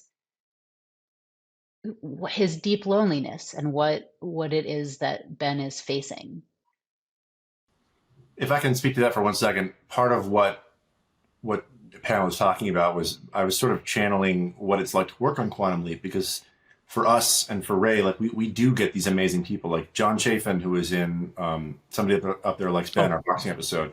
I absolutely, John and I really hit it off, but I was just so moved by what he brought to that part. And I put a lot of heart into the story, but you get these people who are just so fantastic, really care about the craft, really elevate the episode, and then they're gone. And I don't get to work with John Chafin again. And it's a bummer. And so for me, it was like channeling that reality into the actual reality that Ben has. And I think when we do reach for those emotional bits of reality and just sprinkle them into a fun and transporting escapist bit of sci-fi adventure stuff, it just makes it all feel richer. And so I find it very bittersweet. The job of a leaper is a bittersweet thing, which is like you can have these it's probably a lot like being an actor. You can have these really intense, intimate relationships for a short time, and then it's over and it's gone and you never go back. And so finally having this orbit that's happening with somebody that Ben can see again, it's really special. So I was, again, an honor to write, but also to get into Ben's heart and Ben's head. And I thought Raymond was absolutely he's so great to see. He's always been great, but I feel like he and Caitlin both have been so terrific this season with the material they've been given. But I felt like this was a chance to show the yearning. Like one of my favorite scenes in the episode, which was originally broken up into multiple scenes, we had to condense it into one for production, is the scene in the hallway where he accidentally says her name. And she's like, have we met before? And you just see this moment on Ray's face where he desperately would love to tell somebody, I know you, you know me, but he can't. And it's so heartrending to see that moment of temptation and see it go. And so by the time we get to that moment in the big scene at Rollins's apartment, it's just, we're so primed for Ben to have something that he wants. And it's always, what do I want that I cannot have? And this is the episode where he gets it, just a little taste. I'd like to go back to something Pamela mentioned earlier. You described yourself as, or your work as psychotically detailed. I think Chris Grismer described you as meticulous. Oh, nice. I'll take it. Going into this episode, did you know that the writer's strike was coming up and you were likely to be working without Drew in the edits? And how differently did you prepare for that? How did that feel, that experience, as opposed to something like Leap, Die, Repeat, where I guess you were working with the writer right the way through end to end? Yes, like we all knew the writer's strike was impending. And sometimes writers are involved in the edit, sometimes not. I always would like for them to be and make sure that they're invited to be. Doing this without Drew was sad. Drew and I really had a special bond. And so even more than having the writer of this episode, it's like, this is the person whose imagination this came from, who I trust and respect so much, and has become a close friend. So it was a bummer to not be able to edit with him. However, I come from a conservatory background. I did my MFA at NYU, did the Sundance Labs. I am, I'm a filmmaker in a sort of a holistic sense, as that was my training. So editing for me is very much part of directing. I've never missed an edit day in my life. Like I'll be on a different show editing at night. Do not miss editing. It's such an important part of the job. That said, I always come in with a plan for the edit, and I've always been pretty clear, with the script supervisor and in my own notes, which takes I think I'm going to use, what the transitions are. So from the first reading of the script, I just enjoy it. The second reading of the script, I go through the margin and I just write when I'm playing the movie in my imagination, what shots do I want to see when. The final cut's usually my cut is usually pretty similar to that. And I guess the difference is usually the episode is way over time. And so I would deliver something in my director's cut that's, here's the whole episode with not a single word or moment cut. And then also here's something cut more to time that I think you'll like. Ideally, the last day at least of the edit, I'm sharing with the writer and the showrunner, so I can say, here's what I've done so far. What are you liking? Is there anything that you'd like me to focus on this last day? It was a bummer to be there without Drew. However, I'm super comfortable directing an edit and leading that ship. So I felt pretty confident Drew was going to be psyched on this edit. And, I couldn't tell him much about it, but I was just like, Drew, I feel good. Yeah, again, it's very rare to have that level of trust with it's just because part of our job is to really help mold an episode in the editing room. So, but I, again, couldn't have thought of anybody better to take it across the finish line. And also, to speak to her meticulous planning, I just want to say, like, a big part of the episode involved, like, a window. And literally, Pamela mocked up her version of what it would look like, color palette, like, everything. And, like, to help art department come up with, like, what this iconic clue was going to look like, in the episode. And I was kind of stunned. Like, it was just, she kept refining it, like, on her tablet. So it's just one example of her attention to the detail of the world building and the visual presentation.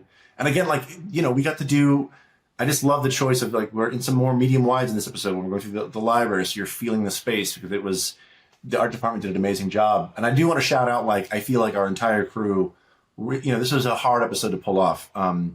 Doing Princeton in the 50s in New Jersey in LA is not easy to pull off. We didn't have access to a lot of campuses that we could have really utilized. So our costumes from Genevieve Tyrell, our art department, Mei Ling, like, we had so many people really our props, Eric, who did an amazing job recreating the Stellarator. Like, there's just so many people really, you know, and the photography and the lighting, like everybody worked really hard to give it the best possible presentation and to really sell it. And I was shocked. Like, even when we were scouting, there was certainly a day with Pamela and I was like, I don't know if we're going to find Princeton for this episode. It's going to be very sad if we can't. And, but Pamela was always like very confident we could figure something out. And we found this location, and you start putting picture cars and the costumes so that you feel like you're making a real movie all of a sudden. So it was quite an experience. Yeah, the setting was very effective, and I really did feel like this was one of the more period feeling pieces of the series so far, even though it was very subtle. It's not like Vegas in the 70s, but it did have its own distinct flavor. I want to, Drew, ask you a bit more about the Tom character, because we spoke to the Ben and Hannah relationship, but I have to imagine that writing for Tom is very difficult because sometimes he seems impossibly patient and impossibly nice. And do you ever have like the urge to have him say what goes on here, why I'm in the middle of this? And then also, I mean, it seemed to me at the end of this episode that were it under any other circumstance, like Ben and Tom would be like the best of friends. So what were you trying to balance there? Like, what kind of considerations did you have to make in writing that character and threading that needle? That's a great question. I definitely felt like, there was sort of, there was a strong idea of who Tom was and that he would not be somebody that he was a person of integrity and kind of patience and almost a philosophical outlook on all this. I thought like that moment in 204 when he's talking about the cost, what if sacrifice is integral to what Quantum Leap is. So that's all great. But for me as a human being, it's like, but what is underneath all of that? Like the people who are the most Zen have the most going on under the surface. So I was very interested to explore not just what makes him tick, but what is actually what those vulnerabilities are that are not being shown so far, because he's in a position of leadership and he's in this relationship with Addison where they've both gone through mutual loss before meeting one another. And she's going through a very tumultuous situation. So he has to be the mountain to the weather in that dynamic and with the team. So for me, it was like, well, how do we get underneath that without it being like, we're not going to see Tom like break down and have, a meltdown, but like what could chip away at that exterior? And so getting into the history of him and his wife, but also, using Ben's point of view for the audience to humanize him was just such a really fun challenge, because like if your team, Ben and Addison, you do not like this guy, like how dare he come in and support her after 3 years of grief, how dare he make her happy? So there was something so great about using Ben's own frustration and dislike of Tom to slowly earn his respect for the audience as well, right? Which is that this person, we all, there's a fun mini theme in the episode of like asking for help is actually a good thing. Relying on other people is a good thing. Ian is relying on Rachel in a way that they've not before, and it really helps in a big way. And same with Ben is asking for Hannah's help in a way that his host probably did not in 1955. So the fact that like the person you like the least in this world is actually helping you save the day and do something important was a great way to get at some of that buddy comedy kind of slight chemistry. But also for Addison, who is been comforted so much, for her to show him comfort was a really interesting dimension to play. And I thought Caitlin did all those scenes so beautifully, and so like she's just so centered and just listening and being so responsive in the moment to a person who is telling us everything's okay. And you don't always have to pretend that when it's not the case. So there are just ways to humanize the character that feel real to me and were a joy to watch. I also think, Drew, to your credit, you used the physicality of being a hologram to such great effect. Because in this episode, Tom is going to get humbled. And you're right. He's a guy who does not do vulnerability, but he also is not bad at things ever. This is a guy whose MO is I'm capable. That's his leadership style. That's where his confidence comes from. So seeing him be a beginner at something, God, that's humbling. He every time the handshake, his hand goes through the book, like he's not crushing it, and it'd be hard not to feel for that guy. And then of course you add the emotional context of where he is and what it means to him and all these memories that are sort of invading the present all the time. Like he's on his back foot through the whole episode, and that's a guy who's not used to that. Which makes us kind of start to care about him too, right? That he's not so perfect. Also, it's fun too that he's coming from more of a military background, where he would think the person who's reporting to him can do these things that Ben is not trained to do. So again, all these little ways of getting at like who Tom actually is, and it not being the perfect marriage in this situation, but it does. They find their way. Ben learns to listen over the course of the episode to Tom, and Tom learns to open up. I think that was really evident at the end of the episode, because going in, we didn't know much about Tom, and I was on team. I don't mind Tom, but I don't really know him. I think this is the first time I've ever really actually kind of warmed to the character. So if that was your goal, mission accomplished, at least for this viewer. Thank you. That's Bruce. great. Thank you. Drew, you had alluded to the scenes with Ian and Jen and Rachel. And this, if we have another lingering back at the project storyline this season, so far it's that quantum chip. So I'm wondering how much of that is decided beforehand, and then you have to work it into a certain episode, like we have to hit this post, say, in 206. And how does that affect your approach to the writing? This is a question that we also asked Ben and Derek for their episode. I know that when you're in the room, you have the leap board, but you probably also have how the season is going to be broken down and where you need to be by each episode, depending on how many you have. So is that stuff that is put upon you as a writer? Like, okay, I want to tell this adventure leap about Ben and the Da Vinci Code, Indiana Jones feel in the 50s, but at the same time, we have to advance some of the main plot details in the present, or I guess now they're in the future. How do you strike that balance? Well, part of it's less being sort of foisted on you and more sort of like you're imagining yourself as the viewer of the show that you're making. So, if we last heard about this in 4 and now it's 6 and we don't, go back to the story, it's going to feel like, I don't know, what story is this and what does it matter if we don't continue telling it? So there's that aspect. And then also it became a really great way to sort of upset the leap itself. I think it's okay for me to say this, but there were points where Ian was going to be the hologram at first, and they were going to get pulled out for different reasons, and then for scheduling reasons, it became Jen as the hologram instead of Ian. So that all changed, but the story was always something where like a problem outside in Quantum Leap HQ was going to upset the leap and force us into a situation where Tom would have to step in, because there's no, Addison's off the books, Magic's away, and Ian and Jen were going to run into this problem. So it started out as like, well, we have to continue the story, but then it actually really fed the episode, right? Because you're in first time in a situation where Addison's holding a hand like it doesn't know who to give it to because we are so understaffed at that moment. So it really helped generate story, and beyond where the ship story is going, which I can't really get into, it just became a really great way to advance Ian and Rachel's relationship, right? Because this is a recurring problem. I'm not sure how much Pamela wants to talk about Ian and Rachel scenes, but because she's directed more than one, but that has been a refrain in their dynamic, and so to see and it parallels the leap, right? With the technology falling into the wrong hands being the major threat of the leap itself. We're seeing it play out. It's the same problem decades and decades later, right? That people will always try to control something that is of great value, great power. So it became a great character story for Ian, but it's also part of something larger that I probably can't tell you anything about. I was going to say, and I was waiting to see if Drew was going to say anything about it, but just to shout out Drew and Martin and Dean, but especially Drew, there's a pretty major revision that had to happen at the last minute, as all things do in TV. And so watching them figure out gracefully how to, like the script has been so dialed in, everything speaks to the theme. Every scene has 6 different things going on. There's friction, there's tension. The wants and the obstacles are so clear. And then it's like, boom, schedule curveball. Jen's going.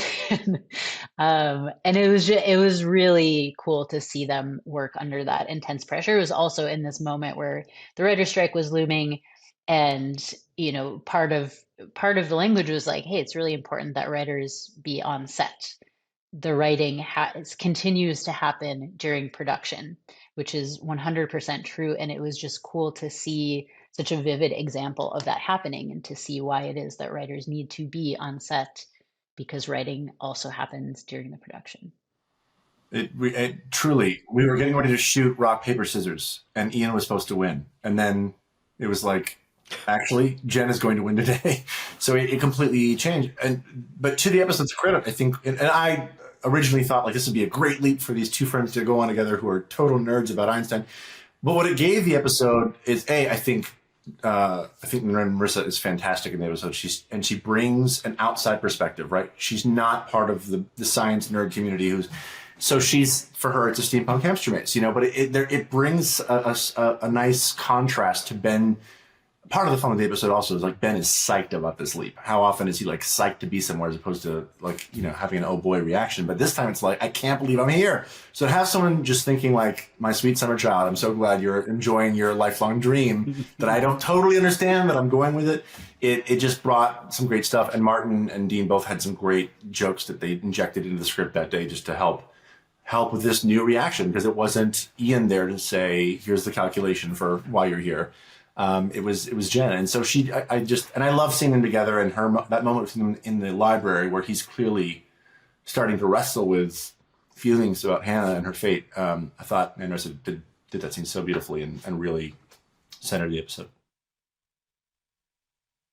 Yeah, I did. I love that moment where she said, "Oh, if I were Ian, I'd have a very precise answer for you, but I'm not, so I don't." Right. Yeah. Especially knowing that background, that's a really nice moment. Also, the little thing where she checks her phone and he's like, "You brought your phone in here?" I love how. And we're like, "Wait, you could have your phone in the hologram?" Okay. Very professional. Yeah, I loved it, and I think using the HQ crew is kind of falling apart and scrambling, and having that sort of scrambly energy in this action adventure episode was really nice. Yeah, so many moving parts that came together so well in this one. So I guess this would be more for Drew.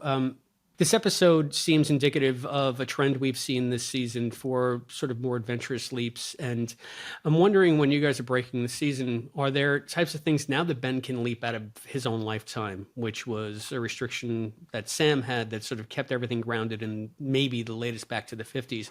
Do you ever say to yourself, we could do this, but maybe we shouldn't? And maybe that's a bigger question, but I'm thinking like we're going back to like 1692, apparently, from the trailers and the Salem witch trials. And that's like the furthest we've ever seen anybody leap back on the program. Do we ever say dinosaurs? No. Dinosaurs? No, forget dinosaurs. Or, Dinosaurs, shocker, not the most producible thing on a television budget. But no, I think it's twofold. One is, at the end of the day, we have two really smart, really talented showrunners who know whether a leap feels right for the show or not. So if we're pitching dinosaurs, they're going to tell us if that's a good idea or a terrible one. Secondly, I think it's just a matter of like, what can we really pull off, and what can we produce that can feel really satisfying and that you can feel immersed in, as opposed to like this. I don't buy that they're in the Roman Empire, whatever that is. Like it depends on what we can achieve with our resources and with our teams and with what we have at our disposal. And then I'd say a bigger thing for me personally, I don't know if this is for the room, but just for me, I think, like, historically speaking, I never want to put Ben somewhere to change history that we need or that is important. There's a reason why the scale of the leaps need to be human and like this, as opposed to like prevent world war, because then it's, first of all, we don't want to unwrite our own history because it's important, whether it's good or bad, it's important. And so, but we can tackle microcosms of these things. And so like, was Paperclip involved with Project Matterhorn? No, but they were super involved in NASA, and we're not going to undo like the foundation of NASA, but we can give our viewers a little bit of a peek behind the historical curtain and still give them a sense of justice and happiness at the end of the story. So I think it's really about picking moments in time that feel like they're close to what we want to explore. We can produce it in a way that makes sense, and that it can tell a story that is really satisfying and exciting for us to want to go to. Because I think a lot of TV's appeal is like, do I want to go there? And I think we have a lot of those leaps this season of like, this is a place you want to go. And I think 6, 7, 8 are all really have really interesting locations and space-time to go to. And I'm thinking for Pamela as a director, and this is also something I'm sure the writers have to consider too, but I mean, Quantum Leap is Quantum Leap. So no matter where you go, you want it to feel like Quantum Leap. When you were directing the episode, this is your second one you did, Leap, Die, Repeat, were there certain touchstones in your mind that make something Quantum Leap as opposed to not Quantum Leap? I know that might be an impossible question to answer, but because it's so ineffable. Yeah, that's a great question. I think the beauty of the show is that it always has the the HQ Quantum Leap present tense storyline, and then there's something that's totally different. So yes, you need that touchstone. The HQ I mean, there's always like, what angles haven't we seen, and is there a more interesting way to shoot this? But um, you sort of absorb as a director the DNA of the show. And so, you make sure you're within the visual style, the tone, that it feels familiar, because that is sort of the solid ground from which we can adventure onto the other things. I think a way in which the show is unique and really fun for a director is that you have whatever the leap is. And, there's a little bit of freedom to what is that going to look and feel like. So for this, this one was particularly fun because it was such a different tone and visual style than previous leaps have been. But I think that contrast is important. In the previous episode, well, it's always just a little bit different. It's like, is there going to be friction or contrast between, HQ and the leap in the visual style? Is one going to feel more frenetic? Is one going to be handheld? Like, where is the crisis happening? For this one, I felt like the two styles were meant to be tonally similar and intertwined. And, it's just the color palette, the visual style that's quite different between Present and Leap. Oh, there's one thing I'd like to just add to this, which is that, I did work with Eliza Taylor for 3 seasons on The 100. And I have to say a huge testament to her performance in this episode is she played a really kind of iconic character on that show called Clark, aka One Heda, the Commander of Death. And I was so proud of the transformation she made into the role of Hannah for this series, because they are night and day different characters. And I just thought she embodied our best possible version of Hannah for the season. She did an amazing job. She really did. Matt and I have already gone on at length about how much we loved her performance in the main show. So we have two big fans of what Eliza's bringing to the role of Hannah. And also, Absolutely. It's nice to see Peter be able to really embody Tom in a much more substantive way in this episode. So yeah, kudos on both of those actors. We can't wait to be able to speak to them. Maybe we'll save them for the end of the season so that we can actually, talk to them about the season as a whole, and they won't have to hedge anything. But you guys have been so generous with your time and so substantive in your answers. I know we've covered a lot. Are there any aspects of Secret History that we haven't covered that you guys want to discuss, that you just want to touch upon?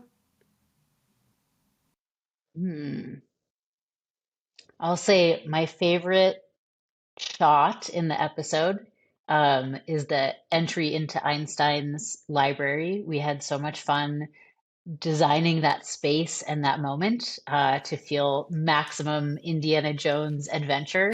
And I thought that was, well, the crew on Quantum Leap is literally the nicest I've worked with, and I've only worked with nice crews. So superlatives all around, and watching people excel in this way on such a tight timeline with few resources and just at that speed, saying, okay, I'd like to do this shot where they're going to step from this beautiful set into this sort of like magical moment that feels, like Indiana Jones, almost Harry Potter-esque, into this like incredible, like wondrous secret space that should feel fill you with awe.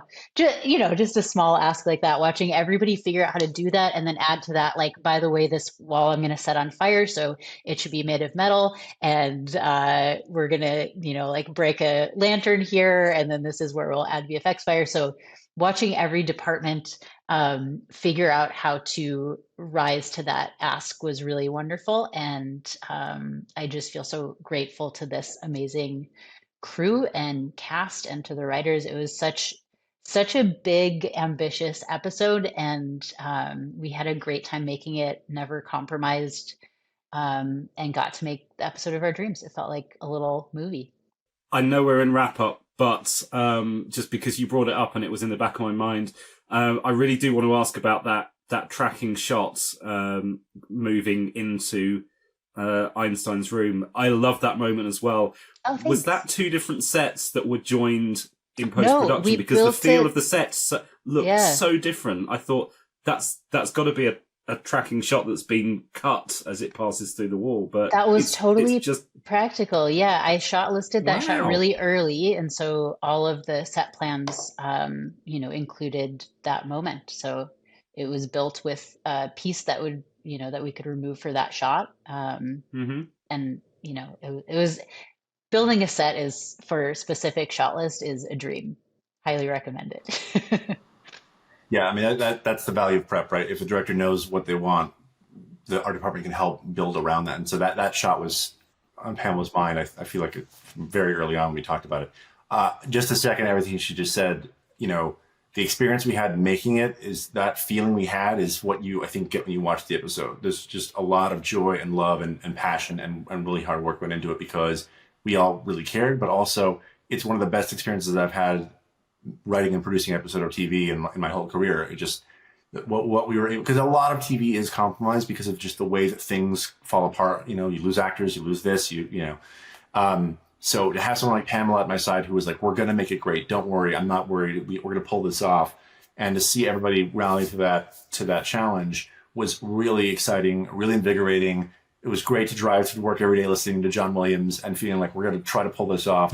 and we did. And I'm really proud of the episode because we did deliver on the spectacle and the look. And it's just a beautiful looking episode, but we didn't lose those moments. And it really touches me every time I watch the episode. I'm very moved by the ending. So I'm just so glad I got to work with Pamela and everybody else in this because it takes a village and I had the best possible village to make it. I think that's a wonderful place for us to leave off. Drew, Pamela, thank you very much for joining us today on the Quantum Leap podcast. My pleasure. Thank you so much for having us.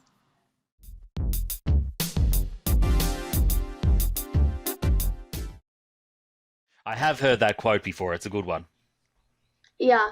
Have you guys ever read any Who Was books ever? No. They're very cool. I have currently 5, I think. The first one that I got was who was I think it was Walt Disney. And then the second one was who was Rosa Parks.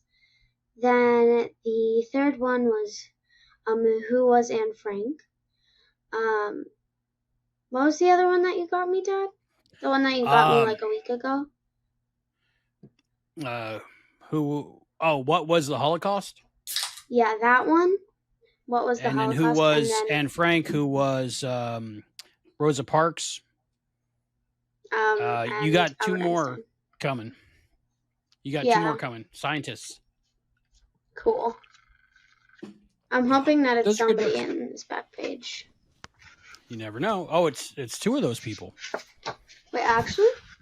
Yeah. I would be excited to get any of them. Awesome. And I chose wisely. And we're back. Wow. That was a great interview. Sure was. Writer, producer. Yeah. We're so and lucky. director. I never get involved in the interviews anymore. Well, it's that whole you're in a day in the future and opposite time zones, and it's so hard to get everybody together.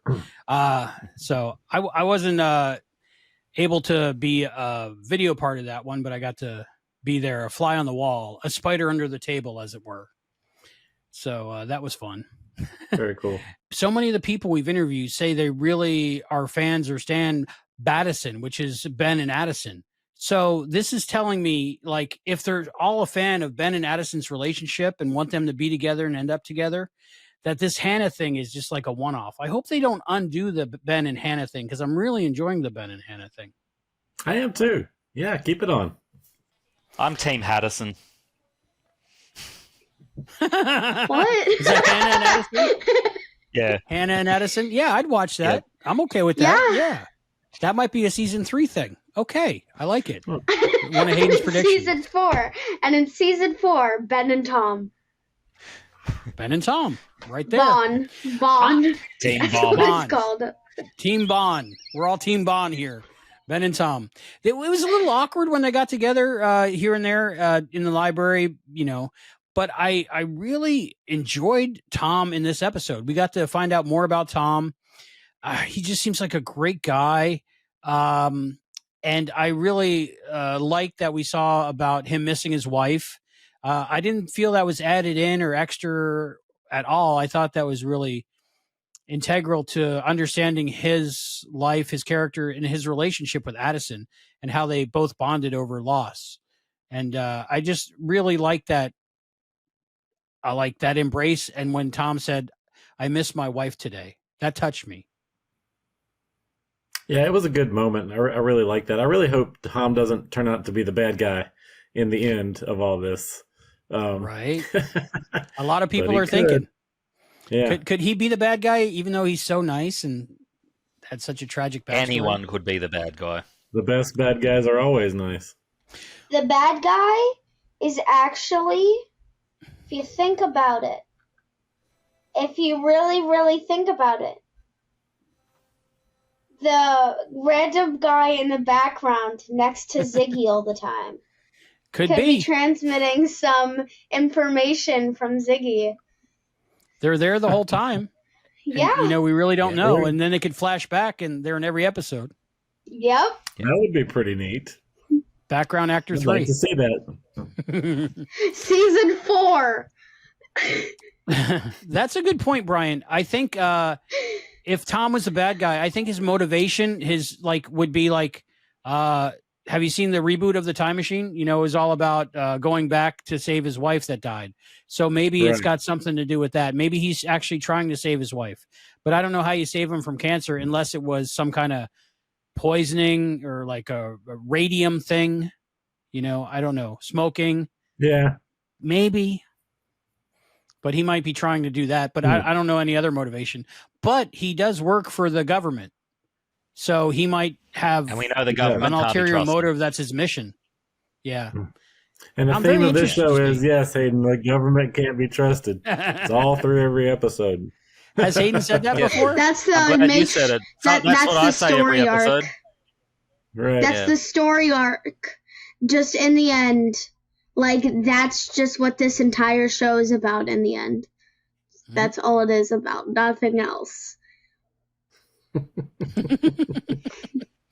Help me So, take this. Help Brian, me do you have take any this. government-issued items that you could show us for your leap and look this episode? Not government issued, but I'll show you something I put out many, many years ago. Oh, wow. This Al's Oh, Place that's mouse cool. pad. This Wow. is 20 years old, probably. I used to before you could download stuff like crazy. I would make these CD-ROMs of audio clips and video clips and send them to people, for like $5 or something. And so I had a lot of fun. But I made these one time, and I had a whole stack of them. So every once in a while, I get another one out of the stack and use it for my mouse pad for 20. You have my we still- address. Can we have still my get address, any right, mouse Brian? pads? Yeah. You have our I could probably addresses. send you one. You have all of our addresses, okay? Yeah. We Yeah, might Just need 2 or reminding you 3 or that. 5. Yeah. Each. If you need any addresses of anybody, person. I got them, Brian. Each. You I should just know I would everybody on the They planet. are. What are they? $29? That's a loaf of bread now. I'll buy a mouse pad. Yeah, it really is. That's awesome though. That's really cool. That's a cool looking thing. Inflation. Yeah, I haven't tried to sell anything in so long, but yeah, that was a long time ago when things cost Hey, just put it by the as minute on the a internet. just put it as a new offer on the Kickstarter, a particular level, and you'll get a mouse pad out of it. Oh yes. Put it at the $30 level. Sign me up for that level. The $30 level. Yep. Mouse pad. I would totally rock that mouse pad, even though I got a trackball. I'd still rock the mouse pad. So what's the website for the Kickstarter, Brian? It is. You get Kickstarter.com, and then just look up Save Alice Plays Quantum Leap online community forums. It'll come up. It's kind of a long address, but you'll find it. We'll put a link down below. I'm sure, also. even though they've already reached the target, I'm sure that money's going to go towards something awesome. So I'd still encourage people to contribute, even if it is just to keep up the server costs later on. Yeah, Morgan's been providing server costs this whole time, almost the entire time our website's been online, and I can't thank him enough for that. If not for him, it would not have been online as long as it has been. So, any extra, I hope he will get a lot of that. So, Morgan is the patron saint of Quantum Leap servers. Oh yes, and Quantum Leap technology as well. Yeah. Hand links. Come on, man. Right? Those hand links are amazing. Yeah, this episode, Secret History, there's really not a lot to talk about because it really is just an adventure and a romance. So, they're solving some puzzles. They're fighting some Nazis. Romance. Yeah, and they're falling in love. As one goes. As it goes. I think my favorite part of the episode had to be the romance part because I'm the rom-com guy.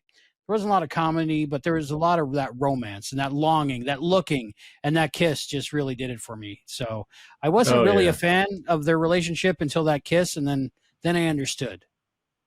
Then I wanted to see more. But then I felt bad. What is Caitlin Bassett going to do? Yeah. What is Addison's new role at Quantum Leap headquarters right now? Any theories? That she is actually transmitting, like she's working with the guy in the background, and that guy's just sending the files to her because you would never expect him, and then she goes in the quantum accelerator, and then she's the evil leaper. I'd read that book. Ryan, I reckon she's just a floater. What do I think Addison's going to do? I don't know. I think they're honestly working towards getting Addison and Ben apart so that you don't care anymore, so that she can be the hologram again, mainly. I think that's really what they're going to get to, because Ben is kind of reconciled with Tom at the end of that one, and you can see Tom and her together, and you can see Ben and Hannah starting to move together. I think they're just going to try to forget it all, restart it, and have her be the hologram more full time.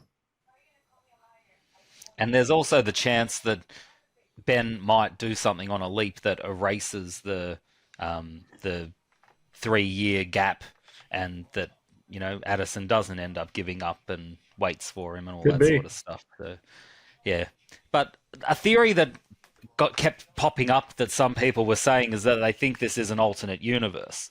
They think that there actually is a universe where, when Ben leapt after the end of episode 18, in that universe, Ben just continued leaping straight away, and that there wasn't a 3-year gap, and that we might end up seeing some sort of a meshing of the 2 or more universes somewhere down the track as well.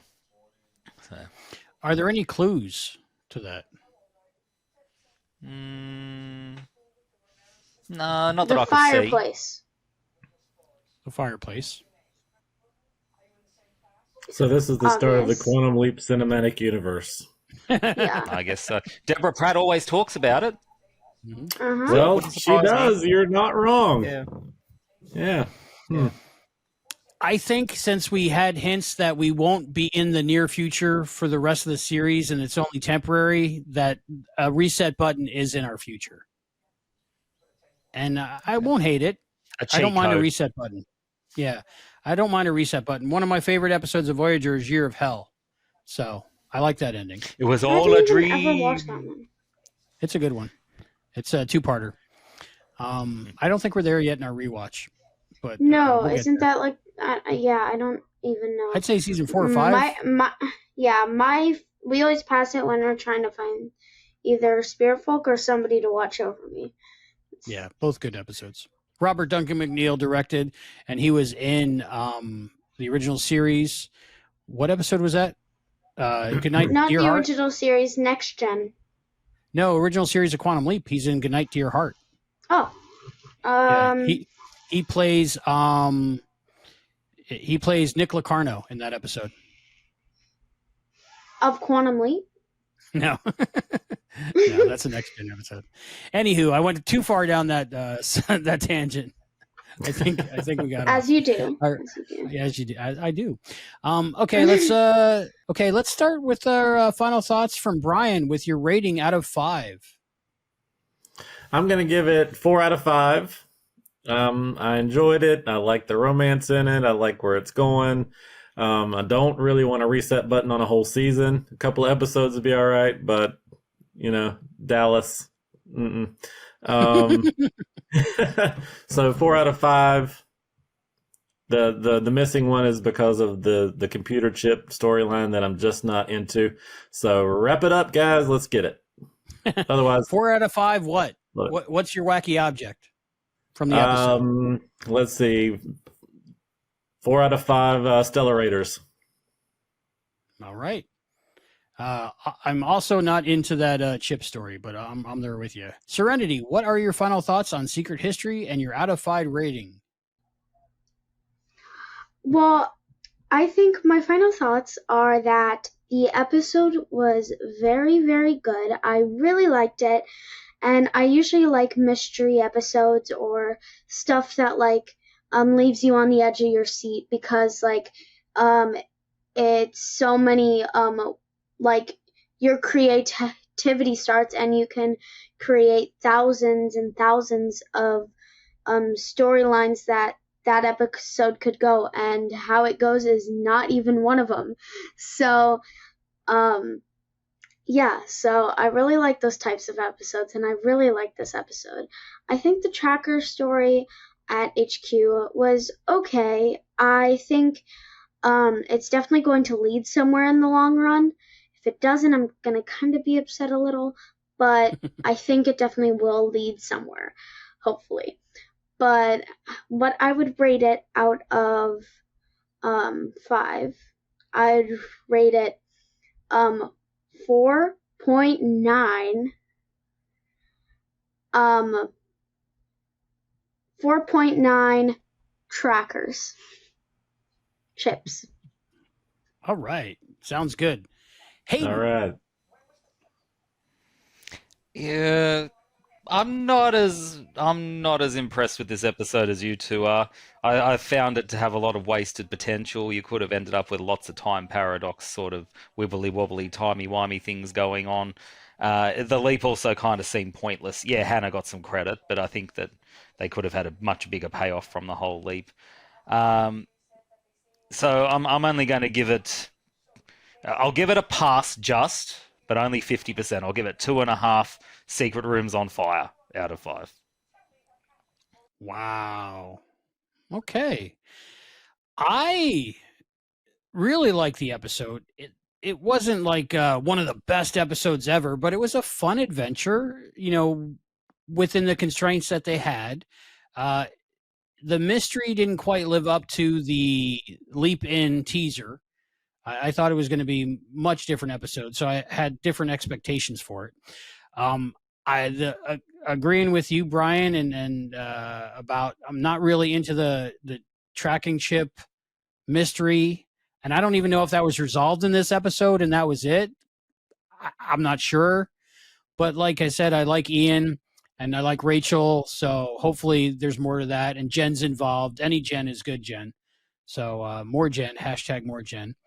But I have to give this one a good rating because just the love story between Ben and Hannah, and if it was written so well and directed so well and produced so well and lit so well and the music was so perfect to get my emotions to go from, oh yeah, that's the girl that was a waitress, a few episodes back, to having them kiss and the camera moving around them and the music swelling and me tearing up in tears of joy because of the feeling of romance and love.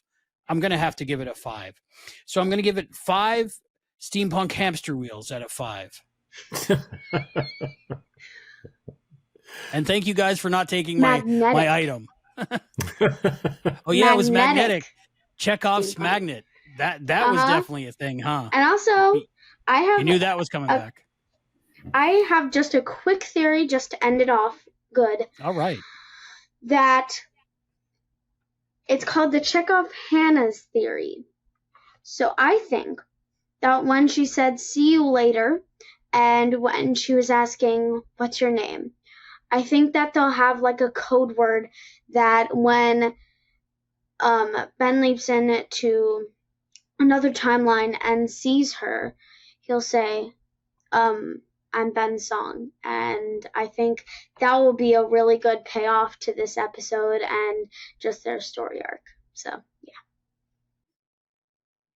I agree with you. This is my thought when I was watching it for the third time, I think, is now that she knows his name is Ben Song, next time they meet, all Ben has to do is walk up to her and say, "I'm Ben Song." And I think she's going to finish the kiss that was interrupted by the leap. Ben could end up having a stalker from childhood, you know? Mm-hmm. Oh, that's another thing. He gave her his last name. So she could totally mess with him and make him unexist or something with that knowledge. Ben is one thing, but Ben Song is a completely more specific thing. I'm pretty sure she's already writing the paper on quantum entanglement, and it's all connecting somewhere. So, yeah. I'm pretty sure that I could be wrong, but from what I remember, he only said, "my name is Ben." And then she said "well, Ben Song." He said Song. Yeah. Okay. He I said was about to say. I was like, Ben. I was like, "oh, my name is Ben." That was so romantic, and I loved it. But then he said Song, and I was like, "uh-oh, that's too much information." So maybe that's a thing. We'll have to wait and see. So next episode is some kind of magic. And all we really know is it's about the Salem witch trials, maybe. And Ben leaps into a supposed witch, maybe. Yeah. What do you know, Brian? Do you know any more than we do? I don't know any more than you do. Nope. Just what's in that early trailer. And that's it. I've not seen the episode. I have not seen the episode. But it looks like it'll be fun. Like people be getting killed for being witches. I mean, what's more entertaining than that? I have a feeling we're not in Kansas anymore. I've seen this movie. Didn't like how it ended. Witch! Ben's in a full-blown witch trial. Wait, what? Quantum Leap, December 6th on NBC and Peacock. I don't know. A little bit of everything. A little bit, but it'll be interesting. Correct me if I'm wrong, but is this the furthest back, or was the leap between the states further back? No, this is the furthest back. What is that, 1600s? I think 1600s? So. Yeah. Okay. Okay, that makes sense, because Civil War. Well, Serenity, I'd like to thank you for joining us, and hopefully we get some minor actors on Quantum Leap so you can do some more interviews. So we got our fingers crossed, and I really appreciate you joining us and giving your opinions on this episode. This is a great episode for you to join us on. Brian, all the way from Chicago. How's the weather there? Oh, it's great. The Windy City, you know. Can't beat it, right? And so I think that about wraps it up for today. And remember to go to that Kickstarter and fund it as much as you can, because we all want Al's Place to last way past all of us, right? That's a good place, a good resource, and a great community. So, I probably need to give someone my password in case I don't make it. My great grandchildren you'll have to will give it be to listening Serenity. to Al's Place. All right. That'd be great. And remember, it's not just only the Albie and Hayden show with guest starring Brian and Serenity. There's also the actual thing that started it off a while ago, and that's the Quantum Leap podcast proper with Matt Dale and Christopher DeFilippis. So make sure after you've seen this, go over their YouTube or go to the podcast feed, wherever great podcasts are given away, and check out the Quantum Leap podcast. They have some great theories. They're a little bit more serious and scientific, and they have really thoughtful conversations. It's really worth a listen. So make sure you're subscribed to that. And I think that's it. So for the Quantum Leap podcast, Quantum Leap After Show, I'm Albie. I'm Brian. I'm always wondering if they put real Nazis in Nazi goring. I'm Hayden. And I'm Serenity. For an idea that does not seem insane at first, there is no hope. By Albert Einstein. We'll see you next time.